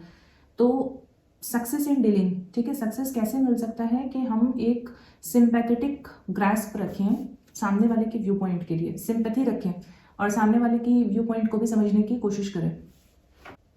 कोऑपरेटिवनेस इन कॉन्वर्सेशन, मतलब बातचीत करने में या फिर कोऑपरेशन निकालने में सामने वाले से, ये तभी अचीव हो सकता है जब हम शो करते हैं कि हम अदर पर्सन के आइडियाज़ और फीलिंग्स को भी समझ रहे हैं, कंसिडर कर रहे हैं, उतना ही जितना हम खुद के आइडियाज़ को इम्पोर्टेंट समझते हैं। और हम जब सामने वाले के व्यू पॉइंट को एक्सेप्ट करते हैं ना, तो वो इनकरेज करता है लिसनर को भी कि वो भी हमारे आइडियाज़ के लिए ओपन माइंड रखे। जब हम दूसरे को समझ रहे हैं तो सामने वाला भी हमें समझने के लिए ओपन रहता है। हमेशा आप सामने वाले के व्यू पॉइंट को समझें, ठीक है, समझने की कोशिश करें और सामने वाले के एंगल से भी देखने की कोशिश करें, एज वेल एज आप खुद की जो आइडिया है उसको भी समझिए और उसको भी आप आगे रख रहे हैं। You only get this one thing from this book, तो फिर आपके करियर में ये स्टेपिंग स्टोन हो सकता है। तो प्रिंसिपल नंबर 8 ये है, ट्राई ऑनेस्टली आप यही कोशिश कीजिए कि आप सामने वाले के व्यू पॉइंट को समझें और सामने वाले के व्यू पॉइंट से देखने की कोशिश करें सिंसियरली। चैप्टर नंबर 9 है व्हाट एवरीबडी वांट्स। इसमें यह मेंशन है कि 3/4 ऑफ द पीपल जिससे भी हम मिलते हैं, ठीक है, आर हंगरिंग फॉर सिंपैथी, मतलब सिंपैथी वो चाहते हैं कि सामने वाले इंसान उनसे सिंपैथेटिक रहे, उनके लिए सिंपैथी फील करे। तो आप ये चीज़ लोगों को दीजिए, okay, be sympathetic towards them and they will love you. अगर आप सिंपैथेटिक हैं सामने वाले लोगों के लिए तो वो आपसे प्यार करेंगे, लोग आपसे प्यार करेंगे। इसमें ये एक एग्जाम्पल दिया गया है कि जो एक बच्चा होता है वो, उसको जब चोट लगता है तो वो कितनी ईगरली दिखाता है ना कि मुझे चोट लग गया है, और इवन इन्फ्लिक्ट्स अ कट और bruise to deep abundant sympathy. और बहुत मतलब कुछ केस में बच्चे जानबूझ के अपने आप को चोट भी पहुंचाते हैं, तकलीफ भी पहुंचाते हैं, ताकि उनको बहुत सारा सिंपैथी मिल सके। फॉर द सेम पर्पस, इसी सेम रीज़न से जो एडल्ट्स होते हैं वो अपने ब्रूजेस भी दिखाते हैं। तो प्रिंसिपल 9 का कंक्लूजन यही है कि be sympathetic with others ideas and desires. Sympathy आप रखिए सामने वाले लोग के लिए। Generally for the general humanity be sympathetic. Chapter number 10 है an appeal that everybody likes. जितने भी लोगों से हम मिलते हैं वो अपने लिए बहुत हाई रिगार्ड रखते हैं, अपने लिए बहुत हाई सोचते हैं। पहले जो है बहुत बार हम देखते थे ना कि अगर कोई इंसान है और अगर वो किसी को प्रपोज कर रहा है, ठीक है, फॉर मैरिज, तो वो सिर्फ यूज़ ऑफ वर्ड्स जैसे कि आई लव यू ये बात वो नहीं बोलते थे। वो क्या करते थे, वो अपने नीज में घुटने पे वो बैठते थे, ठीक है, और इससे उनका जो इंटरेस्ट है वो शो होता था, ठीक है। और फिर वो एक तरह का माहौल बनाते थे जिसमें कि सामने वाले से उनको हाँ मिल जाए। और बहुत सारे मतलब इसमें एग्जाम्पल भी दिया गया है कि before they pop up the question, मतलब डायरेक्टली बात बोलने के पहले एक एटमोसफियर जो होता है वो बनाने की कोशिश करते थे पहले ज़माने में। Dramatizing what you want works with children also. मतलब ये जो है ना कि चिल्ड्रन, बच्चे जो होते हैं वो भी इस टेक्निक का काफ़ी इस्तेमाल करते हैं जब उनको कुछ चाहिए होता है। सो बेसिकली यहाँ पे ना काफ़ी सारी बड़ी बड़ी स्टोरीज मैंशनड है जो कि मैं उसको अभी बता तो नहीं रही हूँ, लेकिन ये स्टोरीज के एंड में यही कहा गया है कि ड्रामेटाइज योर आइडियाज़। मतलब अगर आप कुछ बताना चाहते हैं तो उसके पहले आप एक एटमोसफेयर क्रिएट कीजिए। जैसे कि ये प्रपोजल वाले जो सिनेरियो था उसको उन्होंने एक्सप्लेन किया है कि instead of just saying that you are proposing someone for marriage, आप उसके लिए पहले एक एटमोसफेयर क्रिएट कीजिए जिसमें कि आपको हाँ कि जो एक्सपेक्टेशन है जो आप चाहते हैं वो आपको मिल जाए डेफिनेटली। तो उसके लिए आप उसके आसपास में एटमोसफेयर पहले क्रिएट कीजिए। चैप्टर नंबर 12 है when nothing else works try this. जब कुछ भी काम नहीं करे तो हमें ये चीज़ की कोशिश करनी चाहिए। वो चीज़ क्या है वो हम देखते हैं अभी। ओके, तो यहाँ पे एक चीज़ है वो ये है कि Frederick Herzberg, one of the greatest behavioural scientist थे वो। उन्होंने ना इस चीज़ को काफ़ी डेप्थ में पढ़ी है जो कि वर्क एटीट्यूड को बताती है बहुत लोगों की। जैसे कि अगर कोई फैक्ट्री में काम कर रहा है या फिर कोई सीनियर एग्जीक्यूटिव है किसी ऑफिस में, तो क्या चीज़ होती है जो कि सबसे ज़्यादा मोटिवेटिंग फैक्टर हो सकती है, ठीक है। तो उसमें ये क्वेश्चन किया गया है कि आखिर क्या है वो मोटिवेटिंग फैक्टर। क्या वो मनी है, पैसा है, या फिर वो काम करने की वर्क कंडीशंस हैं, या फिर बहुत सारे बेनिफिट्स हैं? नहीं, ये सब में से कुछ भी नहीं है। जो सबसे ज़्यादा मेजर फैक्टर होता है जो कि लोगों को मोटिवेट कर सकता है वो होता है उनका काम, ठीक है, वॉज द वर्क इटसेल्फ। अगर जो काम है वो अगर बहुत एक्साइटिंग होता है, बहुत इंटरेस्टिंग होता है, तो जहाँ जो भी उसमें वर्कर या फिर एम्प्लॉई है वो ना उस चीज़ को करने के लिए लुक फॉरवर्ड करते हैं, ठीक है, और वो मोटिवेटेड होते हैं कि वो अच्छा काम करें। That is what every successful person loves. वो है the game, the chance for self expression. मतलब चांस उनको मिले जिससे कि वो अपने आप को एक्सप्रेस कर पा रहे हैं, उनको वो चांस मिले कि वो अपना जो वर्थ है उसको प्रूव कर पा रहे हैं, और एक चांस मिले उनको कि जिससे वो अच्छा काम कर सके, जिसमें वो जीत सके। सो प्रिंसिपल नंबर जो 12 था, okay, that is throw down a challenge, ठीक है। मतलब जब हम चैलेंज देते हैं, मतलब ये जो स्टोरी है, ये जो प्रिंसिपल नंबर 12 था, इसमें ये है कि आप चैलेंज कीजिए, किसी को चैलेंज दीजिए, और फिर जनरली जैसे कि अभी हमने देखा कि लोग चाहते हैं कि उस चैलेंज में वो अच्छा काम करें, अपना बेस्ट दें और उसमें जीतें, सक्सेस हासिल करें। तो इन अ नटशेल यहाँ पे अभी जो 12 प्रिंसिपल है उसके बारे में बात की जा रही है। Win people to your way of thinking, मतलब कि हम कैसे किसी को विन कर सकते हैं कि वो हमारे जैसे ही सोचें। प्रिंसिपल 1 हमने ये देखा कि आर्ग्यूमेंट को बेस्ट जो आर्ग्यूमेंट के लिए हम कर सकते हैं वो यही कर सकते हैं कि हम उसको अवॉइड करें। प्रिंसिपल 2 था हमें सामने वाले इंसान के ओपिनियन को हमेशा रिस्पेक्ट देनी चाहिए, और हमें कभी भी ये नहीं बोलना चाहिए डायरेक्टली कि वो गलत है। प्रिंसिपल 3 था कि अगर आप गलत हैं तो आप उसको इमीडिएटली एक्सेप्ट कर लें। प्रिंसिपल 4 था कि आप हमेशा एक फ्रेंडली अप्रोच रखें किसी भी चीज़ को इनिशिएट करने के लिए। प्रिंसिपल 5 है कि आप गेट द पर्सन, सामने वाले से आप येस निकलवाने की कोशिश करें। प्रिंसिपल 6 है सामने वाले को आप ज़्यादा बात करने का मौका दें। प्रिंसिपल 7 है सामने वाले को आप ये फील करवाएं कि जो भी आइडिया है वो उनका ही है। प्रिंसिपल 8 है ऑनेस्टली कोशिश कीजिए सामने वाले के व्यू पॉइंट को समझने का। प्रिंसिपल 9 है सिंपैथेटिक रहिए सामने वाले के आइडियाज़ और उनके जो भी वो चाहते हैं डिज़ायर्स का। प्रिंसिपल 10 है appeal to noble motives, principle 11 है, आप जो चाहते हैं आइडियाज़ उसके अराउंड में पहले वो आप एटमोसफियर क्रिएट कीजिए अपनी बात बोलने की, फिर आप उस बात को, अपने आइडिया को प्रेजेंट कीजिए। और प्रिंसिपल 12 है कि हमेशा कोई चैलेंज थ्रो कीजिए जिससे कि सामने वाला उस चीज़ को प्रूव कर सके अपने आप को कि हाँ मैं ये कर सकता हूँ, या फिर ये मैं इसमें सक्सेसफुल हो सकता हूँ या हो सकती हूँ। पार्ट 4 है be a leader, how to change people without giving offence और अराउजिंग रिजेंटमेंट।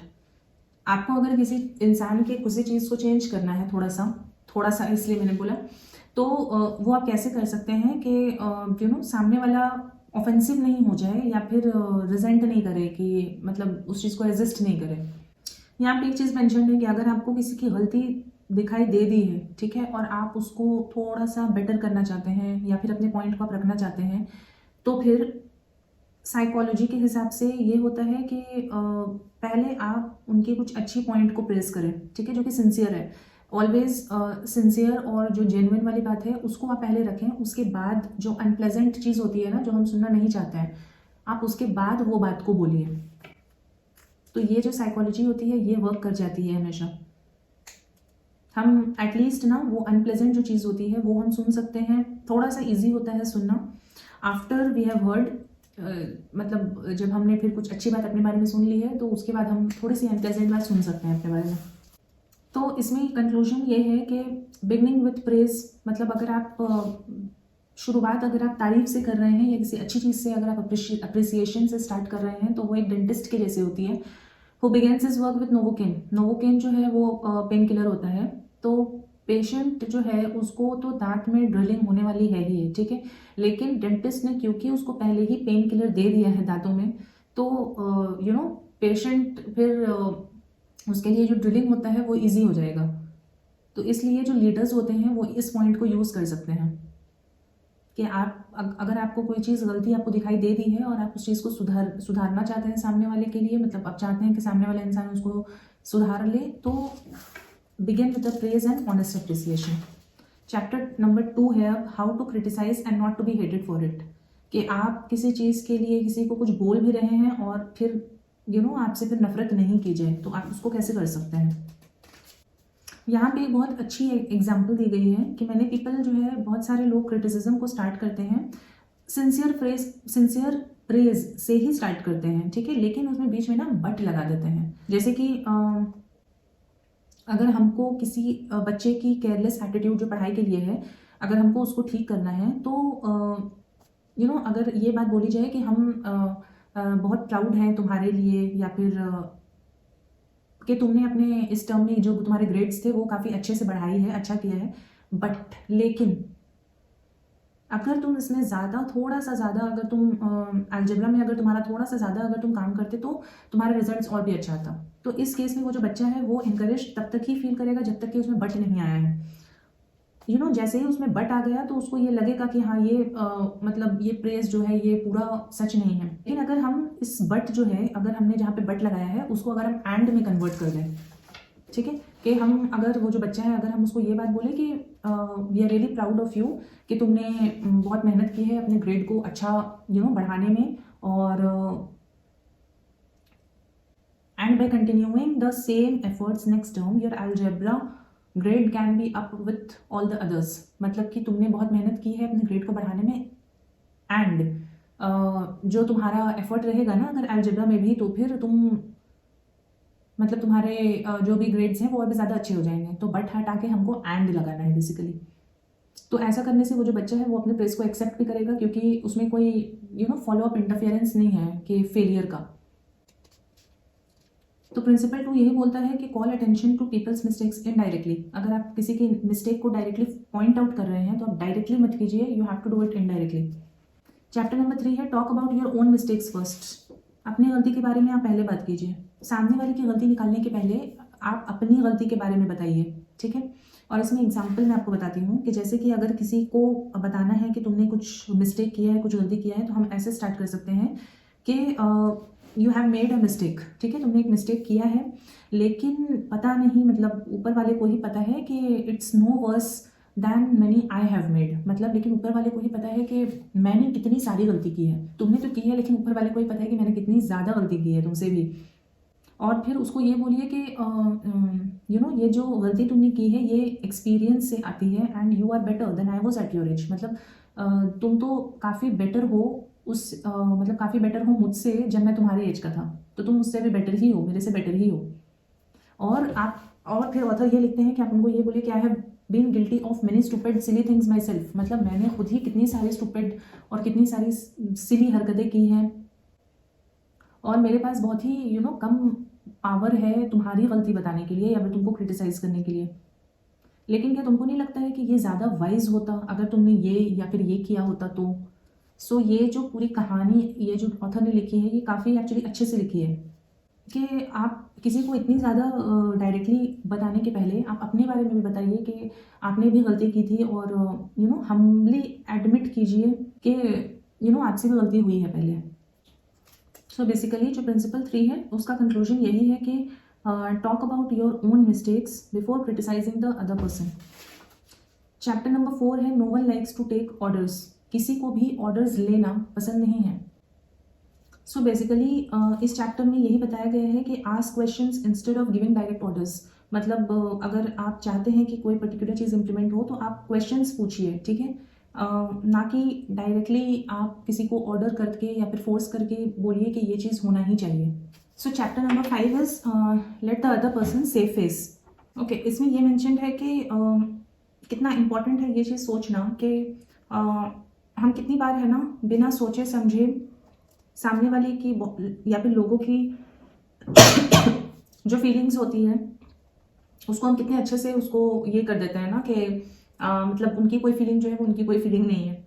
और या फिर बहुत ईजीली हम किसी बच्चे को क्रिटिसाइज कर देते हैं या फिर किसी एम्प्लॉई है कोई मतलब सबऑर्डिनेट है या फिर कोई जूनियर है उसको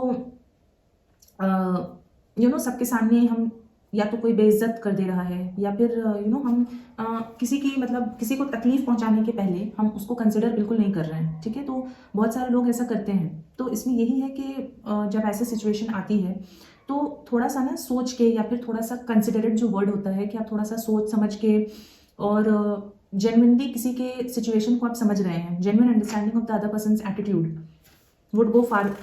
मतलब ये सारी जो चीज़ें होती है ना कंसिडरेशन करना या फिर थोड़ा सा समझना, थोड़े से जेन्युइनली लोगों के बारे में आप सोच रहे हैं तो ये काफ़ी दूर तक जाती है। यहाँ पे एक चीज़ मेंशन है कि एक कोई पर्टिकुलर यहाँ पे कहानी बताई गई है जिसमें कि किसी इंसान को किसी एम्प्लॉय को निकालना था काम से बेसिकली। तो निकालना नहीं था मतलब उनको जाने के लिए ही बोलना था एक्चुअली। तो उसमें जो है उन्होंने थोड़ा सा टैक्ट लगाया, थोड़ा सा तरकीब लगाया और थोड़ा सा कंसिडरेशन दिखाया।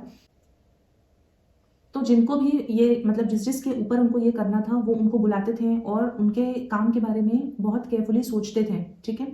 और फिर वो कुछ ऐसा बोलते थे कि आपने जैसे कोई स्मिथ है तो मिस्टर स्मिथ आपने बहुत अच्छा काम किया है, ठीक है।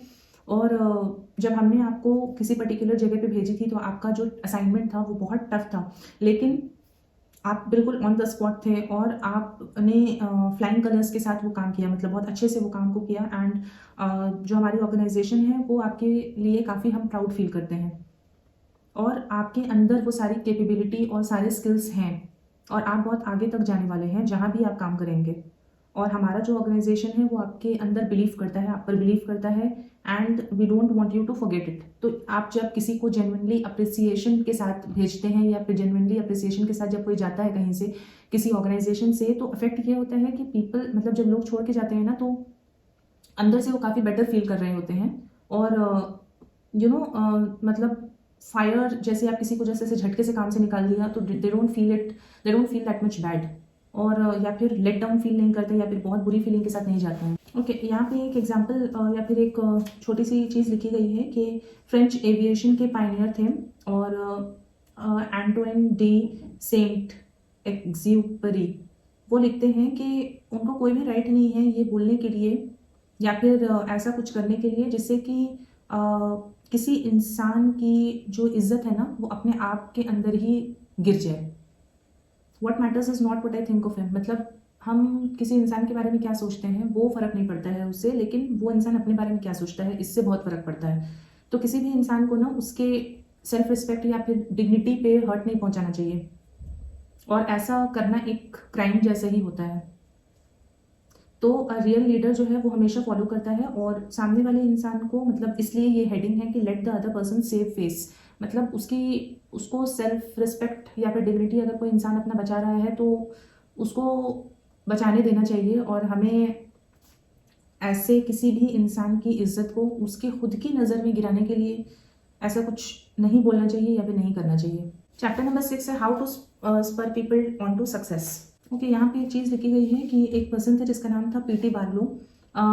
वो ऑथर के पुराने फ्रेंड थे। तो उनके पास में एक डॉग हुआ करता था, और डॉग एंड पोनी एक्ट हुआ करता था, जिसमें कि वो हमेशा अपनी लाइफ में ट्रैवल करते थे हर जगह में, सर्कसेस में और शोज़ में। तो उनको ना ये जो पीट थे जिनके पास डॉग्स रहता था, उनको बहुत अच्छा लगता था ये देखने में कि वो न्यू डॉग्स को कैसे ट्रेन करते हैं अपने एक्ट और शोज़ के लिए। तो उन्होंने ये नोटिस किया कि जैसे ही कोई भी डॉग थोड़ा सा भी इम्प्रूवमेंट शो करता था, तो जो पीट है वो उनको ना ऐसे थपथपाते थे, मतलब पैट करते थे और प्रेस करते थे, अच्छी बातें बोलते थे, मतलब उनको अप्रिशिएट करते थे उस डॉग को, और उस डॉग को फिर वो खाना देते थे and made a great to do about it. मतलब ये जो चीज़ है इसमें ये लिखी गई है कि जो एनिमल ट्रेनर्स होते हैं वो इस टेक्निक को काफ़ी ज़्यादा फॉलो करते आए हैं काफ़ी सेंचुरीज से।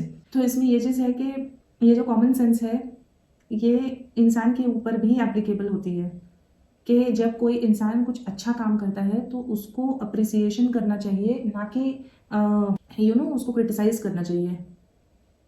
हम लोगों को प्रेज़ क्यों नहीं करते हैं और लोगों को कंडेम क्यों करते हैं? मतलब उनको जब भी कोई इंसान कुछ थोड़ा सा भी इम्प्रूवमेंट दिखाए तो हमें उनको प्रेज़ करना चाहिए इंसान को, और ऐसा करने से जो सामने वाला इंसान होता है ना उसके अंदर इंस्पिरेशन आता है कि वो इम्प्रूव कर सके।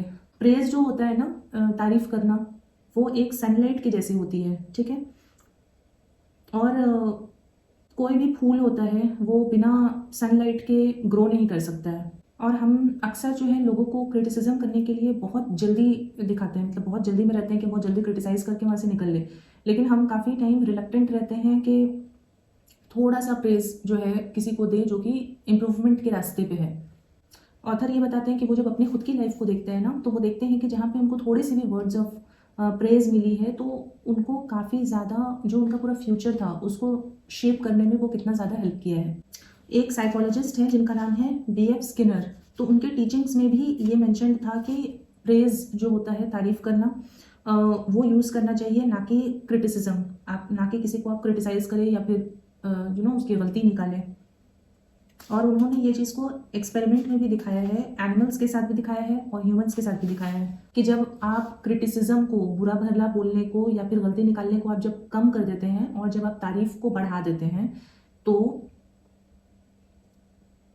The good things people do will be reinforced, ठीक है। जो अच्छा काम जो लोग करते हैं वो ज़्यादा बढ़ेगा, और जो बुरा काम करते हैं वो घट जाएगा। क्यों? क्योंकि आप बुरे काम पे फोकस नहीं डाल रहे हैं, तो वो धीरे धीरे करके कम हो जाएगा। ये जो चीज़ है ना, ये बच्चों के ऊपर भी एप्लीकेबल होती है कि जब हम बच्चों के साथ डील कर रहे होते हैं तो बहुत सारी फैमिली में ये होती है कि जो पापा और मम्मी होते हैं उनका जो मेन फॉर्म ऑफ कम्युनिकेशन होता है वो बहुत ज़्यादा चिल्लाना होता है बच्चों के ऊपर, ठीक है। तो उसमें यही होता है कि जो बच्चे होते हैं वो थोड़े से ना और ज़्यादा बुरे ही बन जाते हैं, क्योंकि हमेशा हर सेशन में उनको सिर्फ डांट ही मिल रहा होता है और इस प्रॉब्लम का फिर कोई सोल्यूशन नहीं निकलता है। तो मिस्टर रिंगल्स पो, एक पर्सन का नाम है, वो डिटरमाइंड थे कि वो इस प्रिंसिपल को अप्लाई करेंगे, ठीक है। तो उन्होंने डिसाइड किया कि वो हमेशा प्रेज़ करेंगे, ठीक है, और उनकी गलती फिर नहीं निकालेंगे बच्चों की। तो उन्होंने ये किया कि उनके लिए भी बहुत टफ था निकालना कि किस चीज़ के ऊपर उनको तारीफ़ किया जाए, क्योंकि बहुत सारी चीज़ तो वो दिख रहा था उनको कि बहुत नेगेटिव है। तो उन्होंने ये फाइनली उन्होंने मैनेज करके कुछ तो निकाल लिया जो कि अच्छा था, ठीक है, और फिर उनको उन बच्चों को उस चीज़ के ऊपर अप्रिशिएट किया या फिर प्रेज़ किया, और एक ही 2 दिन के अंदर जितने भी बहुत ज़्यादा अपसेटिंग वाली चीज़ें थी ना वो सारे के सारे उन बच्चों ने करना छोड़ दिया, और फिर फिर धीरे धीरे करके जो बहुत सारी उनकी गलती थी वो भी गायब होना शुरू हो गई। ये जो बच्चे थे ये फिर आउट ऑफ द वे भी जा करके बहुत सारी ऐसी चीज़ें करने लगे जो कि सही होती हैं, और जो जिन्होंने ये एक्सपेरिमेंट किया था उनको भी ये बिलीव नहीं हो रहा था कि ऐसा भी हो सकता है। और फिर फाइनली जब उन्होंने कंपैरिजन किया तो जो बच्चे थे वो बहुत, मतलब they were doing far more right things than the wrong things, मतलब जितने गलत काम करते थे वो तो बिल्कुल ही छूट गई और काफ़ी सारी अच्छी और सही चीज़ें करना बच्चों ने शुरू कर दिया। ये सारी चीज़ें इसी वजह से हुई कि रिजल्ट ऑफ प्रेजिंग, तारीफ करते थे, थोड़ा सा भी इंप्रूवमेंट अगर उनको दिखता था, स्लाइट इंप्रूवमेंट, तो उसमें वो तारीफ करते थे बच्चों में, ना कि उनकी खामियों को पॉइंट आउट करते थे। तो ये है पूरा का पूरा मेथड। हर कोई यही चाहता है कि उनको प्रेज किया जाए, लेकिन जब तारीफ स्पेसिफिक होती है ना, तो फिर वो थोड़ा सा सिंसियर, एक्चुअली में वो सिंसियर लगता है, not something that the other person may be saying just to make one feel good. मतलब हो सकता है ना कि आप किसी को जस्ट एज इट इज तारीफ कर रहे हैं कि सामने वाला कुछ बेटर फील करे, लेकिन ये जो टैक्टिक्स है या फिर ये जो टेक्निक है, ये फिर वैसे काम नहीं करती। कोई किसी भी इंसान को आप जब तारीफ कर रहे हैं ना, तो उसको इनसिंसियरिटी या फिर फ्लैटरी नहीं चाहिए होती है, सबको जेन्युइन अप्रिसिएशन और जेन्युइन रिकॉग्निशन चाहिए होती है। ऑथर जो है वो ये भी बात वापस से रिमाइंड करा रहे हैं हम सबको कि जितनी भी प्रिंसिपल्स इस बुक में बताई गई है, ये तभी काम करेगी जब कोई भी अप्रिसिएशन या प्रेज जो है वो दिल से निकल रही है। कोई भी ट्रिक्स जो है वो नहीं सिखा रहे हैं ऑथर, इट्स जस्ट के everything has to be real and authentic. और वो ये भी बताते हैं कि अगर हम चेंज करना चाहते हैं ना किसी इंसान को, तो हमें उन लोगों को इंस्पायर करना चाहिए, हम जिनसे भी कांटेक्ट में आते हैं, कि वो अपनी जो हिडन ट्रेजर्स होते हैं ना, जो छुपी हुई हर इंसान के अंदर छुपी हुई कुछ ना कुछ तो क्वालिटीज़ होती है, तो हमको उन चीज़ों का रियलाइजेशन करवाना चाहिए। और we can do far more than change people, we can literally transform them. तो जब आप उनकी हिडन कैपेबिलिटीज़ उनको बताते हैं, तो चेंज तो आप छोड़ दीजिए, मतलब हमारे अंदर ये भी कैपेबिलिटी आ जाती है कि हम कुछ लोगों को बिल्कुल ही ट्रांसफॉर्म भी कर सकते हैं। बहुत बार ये भी होता है ना कि लोगों के अंदर बहुत सारी अच्छी क्वालिटीज़ कैपेबिलिटीज़ होती हैं, लेकिन वो यूज़ नहीं हो पाती हैं किसी रीज़न से। हमें लोगों को इंस्पायर करना चाहिए ये रियलाइज़ करने के लिए कि उनके अंदर क्या क्या पॉसिबिलिटीज़ हैं। तो प्रिंसिपल नंबर 6 इसी बात पे एंड होती है कि praise the slightest improvement and praise every improvement. थोड़ा सा भी इम्प्रूवमेंट है तो उसको प्रेज कीजिए, और हर इम्प्रूवमेंट को प्रेज कीजिए। आप be hearty in your approbation and lavish in your praise. दिल से कीजिए, और जो भी आप प्रेज कर रहे हैं उसको अच्छे से खुल के एक्सप्रेस कीजिए। चैप्टर नंबर 7 है give a dog a good name. इसमें ये बताया गया है कि एक एवरेज पर्सन जो है उसको किसी भी चीज़ पे ना आप चला सकते हैं इफ़ यू हैव हिज और हर रिस्पेक्ट। अगर आपके पास उनकी रिस्पेक्ट है, और अगर आप ये शो कर रहे हैं कि you also respect that person for some kind of ability, अगर सामने वाले के दिल में आपके लिए रिस्पेक्ट है, और आप भी आपके दिल में भी उस इंसान के लिए रिस्पेक्ट है किसी पर्टिकुलर कैपेबिलिटी के लिए। सो प्रिंसिपल नंबर 7 ये है कि give the other person a fine reputation to live up to. जैसे कि इसमें एक एग्जांपल दिया गया है, एक टीचर होती है और उन्होंने एक बच्चे को ये बताती हैं कि तुम एक नेचुरल लीडर हो, और मैं तुम्हारे ऊपर डिपेंड होने वाली हूँ इस क्लास के लिए कि तुम इस क्लास को बेस्ट क्लास बनाओ इस साल का। तो बेसिकली उन्होंने उस बच्चे के ऊपर ये इन्फोर्स किया, ठीक है, कि कुछ इनिशियल जो फर्स्ट फ्यू डेज थे कि उसको कॉम्प्लीमेंट करके हर चीज़ वो के ऊपर, मतलब हर चीज़ जो भी ये करता था उसके ऊपर वो कॉम्प्लीमेंट करती थी उसको। और उनके कॉम्प्लीमेंट करने से ये होता था कि उस पर वो कमेंट करती थी कि how this showed what a good student he was, मतलब वो बहुत अच्छा स्टूडेंट था। और क्योंकि उस बच्चे के पास ये रेप्यूटेशन जो है उसको मिला अपने टीचर से, कि with that reputation to live up to, मतलब जो रेप्यूटेशन उसको मिला, वो चाहता था कि वो उस रेप्यूटेशन को कंटिन्यू करे। इवन अ 9-year-old couldn't let her down, मतलब उस बच्चे ने अपनी टीचर को लेट डाउन नहीं किया। और जो भी उसको रिस्पॉन्सिबिलिटी दी गई थी, उसने उस सारी रिस्पॉन्सिबिलिटी को सक्सेसफुली किया, जस्ट बिकॉज कि उसको एक रेप्यूटेशन मिली है कि वो एक केपेबल स्टूडेंट है और वो ये कर सकता है। तो इसलिए प्रिंसिपल नंबर 7 इसी बात पे एंड होता है कि give the other person a fine reputation to live up to. आप सामने वाले इंसान को एक अच्छी रेप्यूटेशन दीजिए जिसमें कि वो खरा हो। चैप्टर नंबर 8 है make the fault seem easy to correct. यहाँ पे एक चीज़ एग्जाम्पल दिया गया है कि आप किसी बच्चा है या फिर कोई हस्बैंड वाइफ है या फिर कोई एम्प्लॉय है, आप उसको अगर ये बात बोलेंगे कि वो बहुत स्टूपिड है, बहुत डम्ब है किसी चीज़ में, और उसको अगर उसने सही भी कर लिया तो फिर भी उसको कोई गिफ्ट नहीं मिलेगा, और वो बहुत ही सब कुछ मतलब गलत तरीके से कर रहा है, तो ऐसा करने से जितनी भी पॉसिबिलिटी होती है ना इम्प्रूव करने के लिए, वो सारी की सारी ख़त्म हो जाती है। लेकिन अगर हम ऑपोजिट टेक्निक लगाएंगे, और अगर हम थोड़े से लिबरल रहेंगे, मतलब थोड़े से ना ओपन माइंडेड रहेंगे अपने इंकरेजमेंट दे करके, और जो भी चीज़ है, मतलब अगर कोई मिस्टेक भी है या फिर कोई स्टूपिड भी है किसी चीज़ में, तो हम उस चीज़ को ठीक करने के लिए बहुत ईजी तरीका दिखाएंगे। Make the things in easy to do. और अगर आप सामने वाले को ये बताते हैं कि आपके अंदर भरोसा है उनके कैपेबिलिटी के ऊपर, मतलब आप उनके कैपेबिलिटी के ऊपर आपको पूरा ट्रस्ट है। तो फिर ऐसा करने से क्या होता है ना, सामने वाला इंसान उस चीज़ को प्रैक्टिस करता है ठीक करने के लिए, और अपनी पूरी हिम्मत लगा देता है इंसान उस चीज़ को ठीक करने के लिए, और उस चीज़ में ठीक करने के लिए नहीं, उस चीज़ में एक्सेल अच्छा करने के लिए। इफ़ यू वांट, अगर आप चाहते हैं कि आप दूसरों को हेल्प करें इम्प्रूव करने के लिए किसी भी चीज़ में, तो आपको हमेशा ये याद रखना चाहिए कि आपको इंकरेजमेंट यूज़ करना है, आपको इंकरेजमेंट देना है सामने वाले इंसान को, और उसको दिखाना है कि आप उस पर ट्रस्ट करते हैं। जो भी गलती है आप उसको दिखाइए कि वो बहुत ईजीली करेक्ट हो सकता है, बहुत ईजीली उसको सही किया जा सकता है। चैप्टर नंबर 9 है making people glad to do what you want. हमेशा always make the other person happy about doing the thing you suggest. तो बेसिकली जो प्रिंसिपल नंबर 9 था ना, make the other person happy about doing the thing you suggest.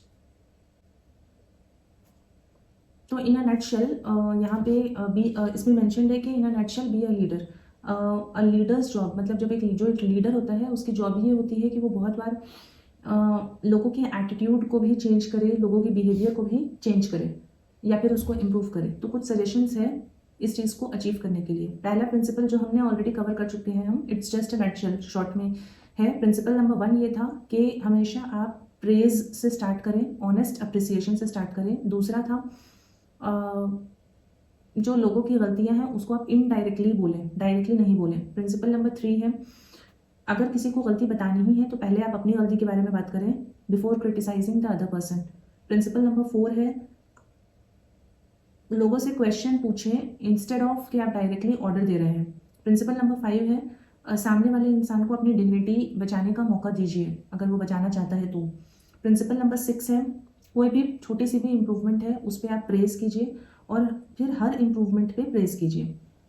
Principle number 7 है कि आप किसी इंसान को एक अच्छी रेप्यूटेशन दीजिए जिसको कि वो प्रूव कर सके कि हाँ मैं इसके ही लायक हूँ, मैं इसके लायक हूँ। प्रिंसिपल नंबर 8 है इंकरेजमेंट यूज़ कीजिए और जो गलती है उसको आप ऐसा फील करवाइए कि वो सही करना बहुत ईजी है। प्रिंसिपल नंबर 9 है make the other person happy about doing the thing which you suggest. अगर कोई इंसान हैप्पी फील कर रहा है आप जो भी सजेस्ट कर रहे हैं करने के लिए तो you should make the other person happy. Part 5 है letters that produced miraculous results. Okay, part 6 में है 7 रूल्स जिसमें कि आप अपनी घर की लाइफ को हैप्पी बना सकते हैं। इसमें कुछ मैरिटल शादी से रिलेटेड भी कुछ इन्फॉर्मेशन दी गई है। इसमें यह है कि जो नैगिंग होता है ना, हर बात में कंप्लेन करना, हर बात में एक ही बारे में एक ही मतलब आपकी कुछ कमी है या फिर कुछ कमी है जिसके बारे में बार बार उसी के चीज़ के ऊपर फोकस करना, उसको नैगिंग बोला जाता है। तो nagging is the deadliest, it never fails, like the bite of the king cobra, it always destroys, it always kills. मतलब नैगिंग की अगर किसी को आदत पड़ गई है, हर बात में कंप्लेन करना, हर बात में दुखी रहना, कोई पर्टिकुलर छोटी सी प्रॉब्लम है उसको बार बार उस बारे में ही बात करना, तो वो बहुत डेडली होता है और वो हमेशा बर्बाद ही करता है।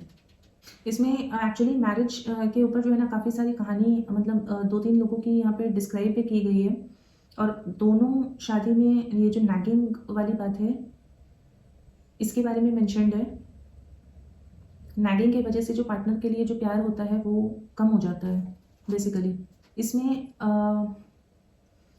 एक जज के बारे में लिखा गया है, बेसी हैमबर्गर, जिन्होंने 11 years domestic relationship court in New York city में वो स्पेंड किए थे और उन्होंने बहुत सारी केसेस को रिव्यू किया है। Thousands of cases of desertion मतलब किसी को छोड़ करके ऐसे गायब हो जाना। Says that one of the chief reasons, मतलब मेन रीज़न के जो मेन होते हैं, जो मर्द होते हैं, वो घर को क्यों छोड़ देते हैं, इट इज़ बिकॉज कि उनकी जो वाइफ होती है वो काफ़ी नैग करती है, ठीक है, बहुत कंप्लेन करती हैं। और as the Boston Post puts it, many a wife has made her own marital grave with a series of little digs. बहुत सारी औरतों ने अपने खुद के ही शादीशुदा ज़िंदगी को ग्रेव बनाया है विद अ सीरीज ऑफ, मतलब सीरीज एक लाइन से थोड़ा थोड़ा डिग करते करते उन्होंने अपनी ही कब्र को खोद लिया है बेसिकली। और जस्ट बिकॉज कि वो नैग बहुत करती थी इसलिए उनके हस्बैंड्स ने उनको छोड़ के कहीं तो वो भाग गए।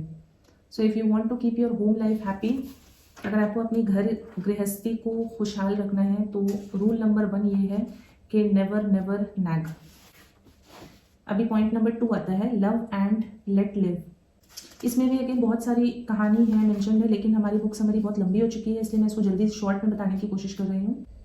सक्सेस इन मैरिज, शादी में सक्सेस की एक ये भी होती है method, is much more than a matter of finding the right person. बहुत बार क्या होता है कि शादी करने के लिए लोग राइट पर्सन को खोजते हैं, ठीक है, सही इंसान को खोजते हैं, लेकिन ऑथर ये बताते हैं कि ऑथर नहीं बताते हैं, यहाँ पे एक लेलैंड फॉस्टर वुड है पर्सन जो ऑथर हैं और जिन्होंने ये बुक लिखी है growing together in the family.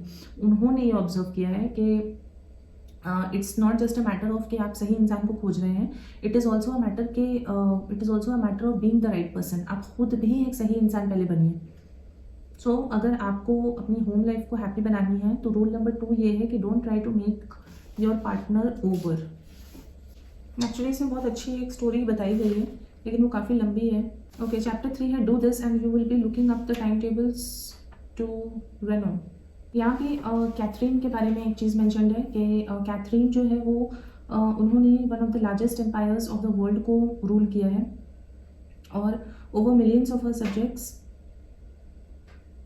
She held the power of life and death. और पॉलिटिकली जो है वो बहुत ही क्रूअल थी, ठीक है, और वो बहुत सारे यूजलेस वर्ड्स भी करवाती थी और sentencing scores of her enemies to be cut down. मतलब basically she was very cruel, ये जो कैथरीन थी। लेकिन फिर भी अगर जो उनके कुक थे, अगर कुक से कोई खाना जल जाता था तो फिर वो उसको कुछ भी नहीं बोलती थी, वो बस स्माइल करती थी और वो उसको खा लेती थी टॉलरेंस के साथ।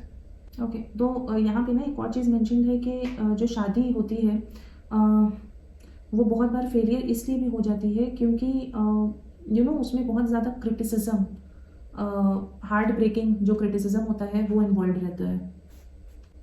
तो इसमें यह है कि अगर आप अपने घर को खुश रखना चाहते हैं, हैप्पी रखना चाहते हैं, तो आपको ये रूल नंबर 3 याद रखना चाहिए, which is don't criticise. Chapter number 4 है a quick way to make everybody happy. हाँ, सबको खुश करने का आसान तरीका वो क्या है? अगर किसी औरत को खुशी देखनी है या फिर खुशी खोजनी है अपने हस्बैंड में, तो she is to find it in his appreciation and devotion, ठीक है। अगर उसका हस्बैंड जो है वो उसको अप्रिशिएट करता है और उसके लिए डिवोटेड है तो वो उसके अंदर देख लेगी, खुशी देख लेगी अपने हस्बैंड के अंदर। और अगर वो अप्रिसिएशन और डिवोशन जो अगर एक्चुअल है, फेक नहीं है, तो there is the answer to his happiness also. There you are. तो अगर आपको अपनी घर के जो होम लाइफ है, अगर आपको उसको हैप्पी रखना है, तो मोस्ट इम्पॉर्टेंट रूल क्या है? Again back to pavilion, it is आपको एक दूसरे को, पार्टनर्स को एक दूसरे को ऑनेस्ट अप्रिसिएशन देना चाहिए। ओके, चैप्टर नंबर 5 है they mean so much to a woman. इसमें ये मतलब ये चैप्टर इस बात से स्टार्ट होता है कि जो फूल होते हैं, फूल को अक्सर लव लैंग्वेज समझा जाता है। तो इसमें ये है कि आप तब तक क्यों वेट करना चाहते हैं कि जो आपकी वाइफ है वो हॉस्पिटल चली जाए, कि आपको तब तक क्यों वेट करना है कि जब कोई हॉस्पिटल जा रहा है उसके बाद उसको फूल दिया जाए, ठीक है। Why not bring her a few roses tomorrow night. मतलब क्यों ना आप अपनी वाइफ को कल ही फूल दें, और क्यों ना आप ये एक्सपेरिमेंट करके देखें, ठीक है, कि उसके बाद क्या होता है, कि अगर आप अपनी वाइफ को फ्लावर्स दे रहे हैं तो उससे क्या होता है। Why don't you try it. इसमें यह है कि जॉर्ज एम कोहन जो है वो काफ़ी बिजी रहते थे, ठीक है, लेकिन फिर भी वो अपनी मम्मी को दिन में 2 बार कॉल करते थे, ठीक है, तब तक जब तक कि उनकी मम्मी की डेथ नहीं हो गई थी। तो जब वो कॉल करते थे ना, तो उनके पास ऐसी कोई बहुत अच्छी वाली न्यूज़ या फिर बहुत ही स्टार्टलिंग, बहुत सरप्राइजिंग न्यूज़ नहीं हुआ करती थी। इट्स जस्ट कि उनको थोड़ी थोड़ी जब उनको वो अटेंशन देते थे, ठीक है, तो आप जब आप किसी को अटेंशन देते हैं तो उससे ये चीज़ शो होता है कि आप किसी से प्यार करते हैं और आप उसके बारे में सोच रहे हैं, और आपके इंटेंशन में ये होता है कि आप किसी को खुश रखना चाहते हैं, एंड दैट कि उनकी मम्मी की जो हैप्पीनेस है, उनकी मम्मी की जो वेलफेयर है, जो वो करना चाहते हैं, जो उनके इंटेंशन है वो बहुत अच्छे थे, और वो इंसान जिसके लिए आप ये एफर्ट दे रहे हैं वो आपके दिल के बहुत नज़दीक है। Women attach a lot of importance to birthdays and anniversaries, ठीक है, जो फीमेल होती हैं उनके लिए बर्थडेज और एनिवर्सरीज बहुत इंपॉर्टेंट होता है। लेकिन जो मेन होते हैं उनको बहुत बार डेट्स जो है याद करने में दिक्कत होती है। तो इसमें यही बेसिकली ऑथर यही बताने की कोशिश कर रहे हैं कि जब आप अपनी वाइफ को उनके बर्थडे में या फिर जब आप दोनों की शादी हुई है एनिवर्सरी पे जब आप याद रखते हैं डेट, तो ये चीज़ जो है ना आपकी वाइफ के लिए बहुत मतलब अच्छी होती है। It will give her a lot of sense of love के माय हस्बैंड लव्स मी। जिसमें ये भी मेंशन है कि जो जज थे जोसेफ सबैथ ऑफ शिकागो, उन्होंने 40,000 मैरिटल जो डिस्प्यूट के केस होते हैं वो पढ़े थे और उन्होंने 2,000 कपल्स को रिकनसाइल भी किया था।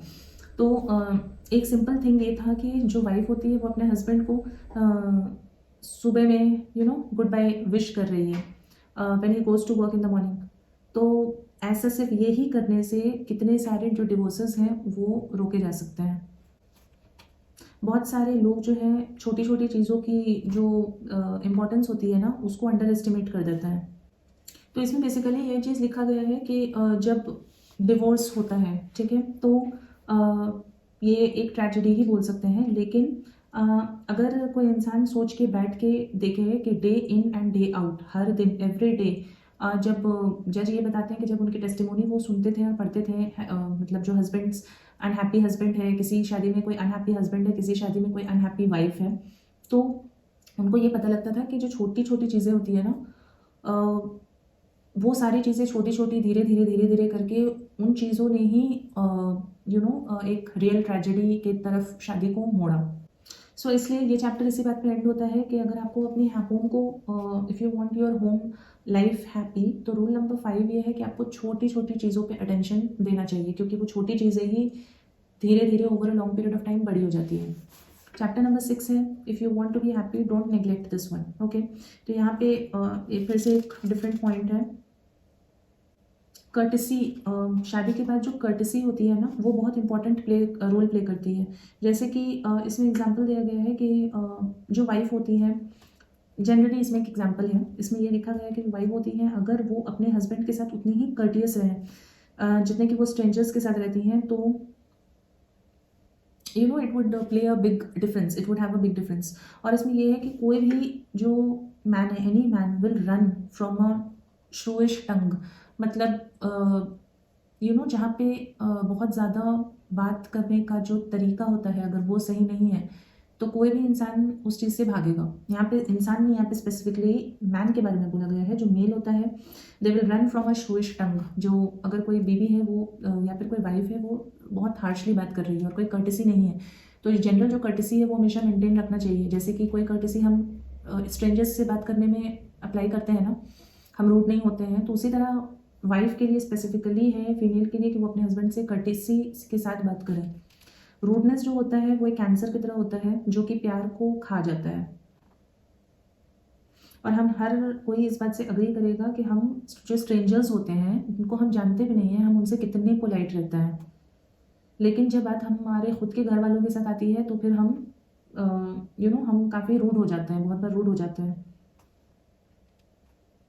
हम कभी भी स्ट्रेंजर्स को, ये हम रियलाइज़ करेंगे कि हम कभी भी स्ट्रेंजर्स को ना ऐसे इंटरप्ट नहीं करते हैं कि अरे फिर से तुम मुझे यही स्टोरी बता रहे हो, या फिर से यही स्टोरी मुझे सुनना पड़ेगा।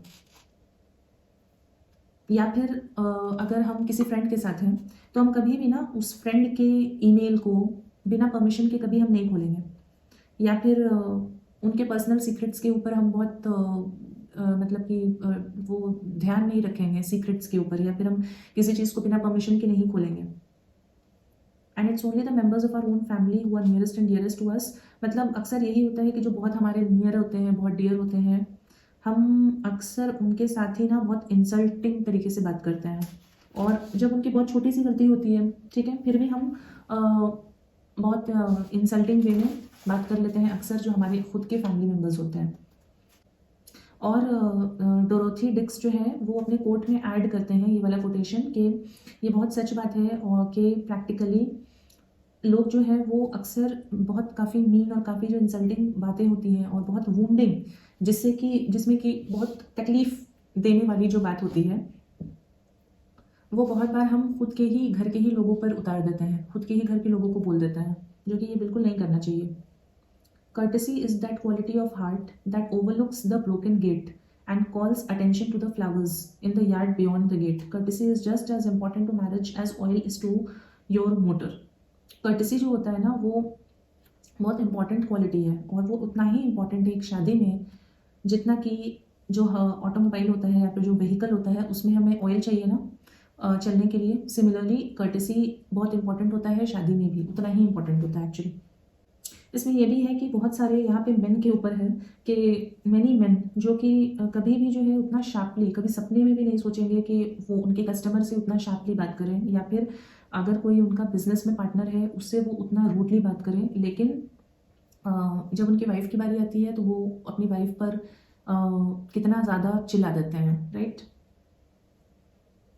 एक एवरेज मेल पर्सन जो कि हैप्पीली मैरिड है अपनी लाइफ में, वो काफ़ी ज़्यादा हैप्पियर है, by far happy than the genius, ठीक है, जो कि टोगने सॉलिट्यूड एक ग्रेट रशियन नॉवेलिस्ट हैं। वो बताते हैं कि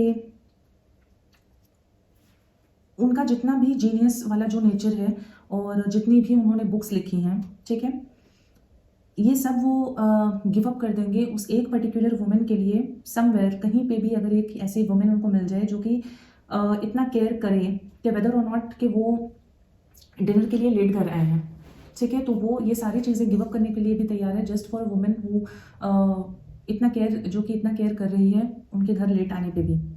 इसमें ये मेंशन है कि कोई भी वुमेन जो है वो अभी तक ये समझ नहीं पाई है कि आखिर एक इंसान, एक मैन सेम एफर्ट क्यों नहीं लगाता है अपने अपने घर में, अपने घरेलू ज़िंदगी को सक्सेसफुल बनाने के लिए, जितना कि वही सेम पर्टिकुलर इंसान अपने बिजनेस या फिर अपने प्रोफेशन में सक्सेसफुल होने के लिए एफर्ट्स लगाता है। लेकिन अगर आपके घर में एक कंटेंटेड वाइफ है और आपका घर एक पीसफुल और एक हैप्पी होम है, तो ये जो चीज़ें हैं ना, ये for a man it will be much more than to make $1 million. वो $1 मिलियन भी कमा ले, लेकिन उसके कंपैरिजन में अगर उसके पास एक वाइफ है और उसके पास एक एक हैप्पी वाइफ है, कंटेंटेड वाइफ है और एक अच्छा हैप्पी होम है, तो दैट विल बी उसके लिए वो चीज़ें एक्चुअली में ज़्यादा इम्पोर्टेंस रखेगी। इसमें यह है कि हर एक हस्बैंड बहुत अच्छे से जानता है कि उसको अपनी वाइफ को खुश करने के लिए बहुत ज़्यादा चीज़ों की ज़रूरत जो है वो पड़ती नहीं है। इट्स जस्ट कि आप जब थोड़ा थोड़ा कॉम्प्लीमेंट देते हैं अपनी वाइफ को, ठीक है, तो it can work wonders for a particular wife, और and she will be ready to do anything for you. और ये भी है कि अगर एक हस्बैंड अपनी वाइफ को सिर्फ इतना भी अगर तारीफ करके बोले कि she was looking so beautiful and so lovely in a particular dress, तो जो वाइफ होती है वो बहुत बार मतलब कि बहुत एक्सपेंसिव ड्रेस या फिर बहुत एक्सपेंसिव चीज़ों की ज़िद भी छोड़ देगी इफ़ शी नोज़ के उसके हस्बैंड ने उसको एक पर्टिकुलर ड्रेस में काफ़ी अप्रिशिएट किया है, तो वो वाले ड्रेस को पहनना ज़्यादा प्रेफर करेगी एक्चुअली। सो यहाँ पे ये चैप्टर का जो एंड है ये इसी से होता है कि to keep your home life happy, rule number 6 is be courteous. Rule number 7 है don't be a marriage illiterate.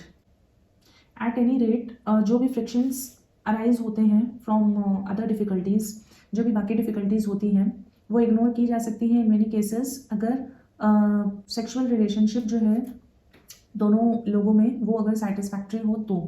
और डॉक्टर पॉल पॉपे ने एक फैमिली रिलेशंस के इंस्टीट्यूट में हेड थे, उन्होंने बहुत सारी मैरिजेस को रिव्यू किया और according to him the failure in marriage is usually because of 4 causes. 4 causes है। पहली है सेक्शुअल मैल एडजस्टमेंट, दूसरी है difference of opinion as to way of spending जो फ्री टाइम होता है वो, तीसरी है फाइनेंशियल डिफिकल्टी और चौथी है मेंटल, फिजिकल और emotional abnormality.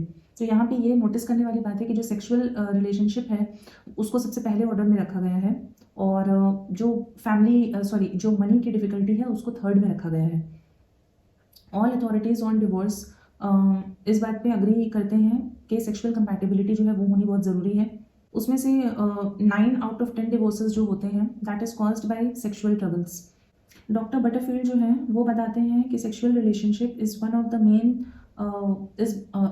But one of the many satisfactions in married life, but unless this relationship is right nothing else can be right. अगर सेक्सुअल रिलेशनशिप सही नहीं है तो फिर कुछ भी सही नहीं हो सकता है, ये डॉक्टर बटरफील्ड बताते हैं। सो ये चैप्टर का एंड इस बात से होता है कि how to make your home life happier is read a good book on the sexual side of marriage. और नेट शेल में ये समराइज़ करने के लिए 7 रूल्स है जिसको कि हमने ऑलरेडी देखा है, तो वो समराइज़ करके वो बता रहे हैं के 7 रूल्स है जिससे कि आप अपने घर को हैप्पी होम बना सकते हैं। पहला क्या था? डोंट नैग, नैगिंग नहीं करना है। दूसरा, don't try to make your partner over. तीसरा, क्रिटिसाइज नहीं करें। चौथा, ऑनेस्ट अप्रिसिएशन दें। फिफ्थ, पे लिटिल अटेंशन, छोटी छोटी बातों पे ध्यान देना है। सिक्स्थ, कर्टेसी को हमेशा मेंटेन करना है। Rule number 7 is read a good book on the sexual side of marriage. तो अभी इसमें कुछ पॉइंटर्स हैं for husbands and for wives. 10 pointers each हैं, तो मैं इसको फटाफट से फिनिश करती हूँ। This will be the ending of this book. So for husbands, question ये है कि आप अपनी वाइफ के लिए ओकेजनल गिफ्ट ऑफ फ्लावर्स लाते हैं? क्या आप उनके बर्थडे और एनिवर्सरी को याद रखते हैं, या फिर कुछ भी अनएक्सपेक्टेड अटेंशन उनको देते हैं? सेकंड ये क्वेश्चन है कि क्या आप केयरफुल रहते हैं कि आप उनको बाकी लोगों के सामने क्रिटिसाइज नहीं करें? क्या आपको इस बात पे केयरफुल रहते हैं?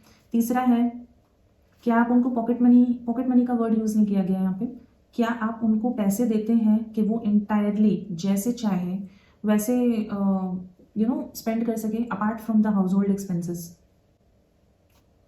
नंबर 4 ये है कि क्या आप एफर्ट डालते हैं उनको समझने के लिए, उनका जो वेरियस मूड्स होता है, ठीक है, और क्या आप उनके अलग अलग जो पीरियड ऑफ फटीग होते हैं, टायर्डनेस होता है, नर्व्स होता है, इरिटेबिलिटी होता है, क्या आप उस चीज़ों को समझने के लिए एफर्ट डालते हैं?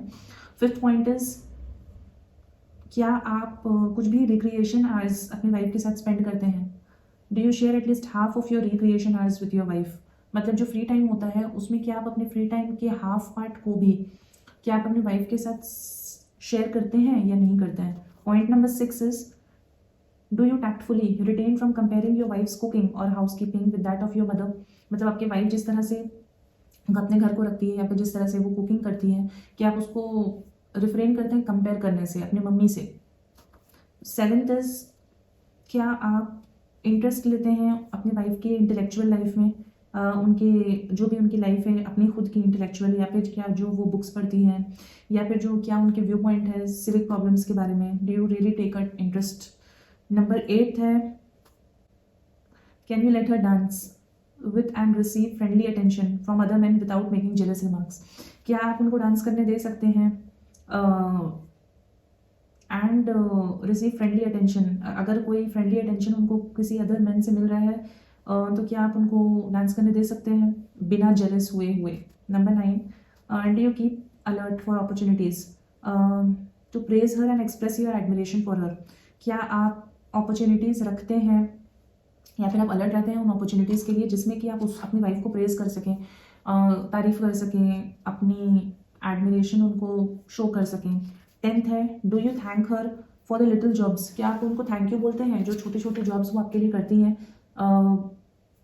छोटे छोटे जॉब्स जैसे कि आपकी शर्ट का कोई बटन है वो टूट गया है और उन्होंने फटाफट सी कर दे दिया, या फिर कोई भी, even though if she is helping with your clothes, ironing, anything, so do you thank her for all these jobs? So these are the questions for husbands. Now let's come to wives questions. क्या आप अपने husband को complete freedom देती हैं उनके business affairs में, और आपको आप क्या आप अपने आप को रोकती हैं? Do you refrain from criticising his associates? मतलब आप वो जिनके साथ काम कर रहे हैं उनको क्रिटिसाइज करना, या फिर अगर उनकी कोई फीमेल असिस्टेंट है, ठीक है, फीमेल या फिर मेल, अगर कोई असिस्टेंट या फिर कोई सेक्रेटरी है और वो उनके चॉइस का है, तो क्या आप उस पर अपना क्रिटिसिज्म देने से रोकती हैं अपने आप को? और द आर्स ही कीप्स, मतलब ये जितने भी उनके बिजनेस अफेयर्स हैं, क्या आप उसमें एक तो ये है कि क्या आप उनको कंप्लीट फ्रीडम देती हैं, और क्या आप अपने आप को रिफ्रेन करती हैं बार बार क्रिटिसाइज करने से? Second is, do you try your best? क्या आप अपना बेस्ट ट्राई करती हैं कि आपका जो घर है वो इंटरेस्टिंग दिखाई दे और वो अट्रैक्टिव दिखाई दे? नंबर 3, आपके हाउस होल्ड का जो मेन्यू है क्या आप उसको कभी कभार चेंज करती हैं, so that he never quite knows what to expect when he sits down on the table? मतलब ये है कि जैसे होता है ना बहुत बार कि खाना भी जो है वो बहुत रिपीटेटिव है, मतलब कि खाने के पहले ही इंसान को पता है कि अरे आज तो ये होने वाला है। सो इसमें ये क्वेश्चन है कि क्या आप अपने हाउस होल्ड मेन्यू को भी कभी sometimes are you changing it so that he doesn't know कि what he is expecting, like what food you have made for him maybe? Fourth is, do you have an intelligent grasp of your husband's business so that you can discuss it with him helpfully? क्या आपके पास आपके husband के जो भी business हैं उसका आपके पास information है या नहीं, ताकि आप उनके साथ डिस्कस कर सकें और आप मे भी उनको मतलब हेल्प कर सकें कि आपके पास उतना इन्फॉर्मेशन है, क्या आप उतना इन्फॉर्मेशन रखती हैं, क्या आप फाइनेंशियल जितना भी चीज़ें हैं, फाइनेंशियल चीज़ें। Okay, so the question is कि आप अपने हस्बैंड को बिना क्रिटिसाइज़ किए हुए जितने भी फाइनेंशियल चीज़ें हैं, क्या आप उसमें अपने हस्बैंड को ब्रेवली और चेयरफुली सपोर्ट करती हैं, और अगर उनसे कोई गलती हो भी गई है तो आप क्या उनको बार बार कंपेयर करती हैं बाकी सक्सेसफुल मैन से। तो अगर आप मतलब you should actually not compare your husband with anyone, and अगर कोई मिस्टेक हो भी रही है बिजनेस वाइज, फाइनेंशियली वाइज, तो are you really supporting him.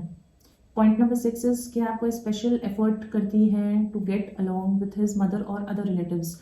अगर आप कोई स्पेशल एफर्ट करती हैं अपने हस्बैंड की मम्मी या फिर अदर रिलेटिव से कॉर्डियल रिलेशनशिप मेंटेन करने के लिए। Do you dress with an eye for your husband's likes and dislikes. आपके हस्बैंड का जो भी लाइक एंड डिसलाइक है, क्या आप उस हिसाब से ड्रेसअप होती हैं जो कि उनको पसंद है या फिर उनको नहीं पसंद है, या फिर उनका जो फेवरेट कलर है या फिर जो उनका फेवरेट स्टाइल है। So do you dress up with that in mind और नॉट। क्या आप थोड़े बहुत जो डिफरेंसेस ऑफ ओपिनियन होते हैं उनको कॉम्प्रोमाइज़ करती हैं in the interest of harmony, ताकि पीस बनाए रखे। तो जो छोटे मोटे जो डिफरेंसेस हैं, do you compromise on that. Point number 9 is आपके हस्बैंड को अगर कोई गेम पसंद है तो क्या आप अपना एफर्ट उसमें लगाती हैं उस चीज़ को सीखने के लिए, ताकि आपके हस्बैंड का जो लेजर आवर्स होता है या जो फ्री टाइम होता है उसमें आप उनके साथ भी वही उनके पसंद वाला गेम खेल सकें। तो क्या आप वो एफर्ट लगाती हैं उनके फेवरेट गेम को सीखने के लिए। Point number 10 is do you keep track of the daily news, the new books and new ideas, so that you can hold your husband's intellectual interest. Intellectual interest अगर आपके husband का जो भी है, तो उसके लिए आपको ना हर चीज़ों से अप टू डेट रहना बहुत ज़रूरी है कि डे टू डे लाइफ में क्या हो रहा है, या फिर क्या न्यूज़ है डेली, या फिर क्या न्यू बुक्स हैं, क्या चीज़ न्यू आइडियाज़ है। मतलब ओवरऑल इन जनरल लाइफ के साथ आप अपडेटेड हैं कि नहीं, ताकि आपके हस्बैंड का जो भी इंटरेस्ट है, जो इंटेलेक्चुअल जो भी पॉइंट ऑफ व्यू है, पॉइंट ऑफ थिंकिंग है, या फिर जो इंटेलेक्चुअल इंटरेस्ट है, just to keep a pace with him, are you putting effort on that. तो ये क्वेश्चंस है 10 for wives and for husbands. And with this this book has finally come to an end, and I mean मुझे तो ये book बहुत ज़्यादा पसंद आई थी, और अगर आपको ये बुक समरी अच्छी लगी है तो आप ये बुक को डिटेल में पढ़ सकते हैं, एंड आई एम श्योर कि ये बुक आपको बहुत बेनिफिट देगी। और अगर आपको कोई फीडबैक देना है मुझे इस वीडियो पे, तो please let me know. Thank you so much for watching, take care of your self, bye bye.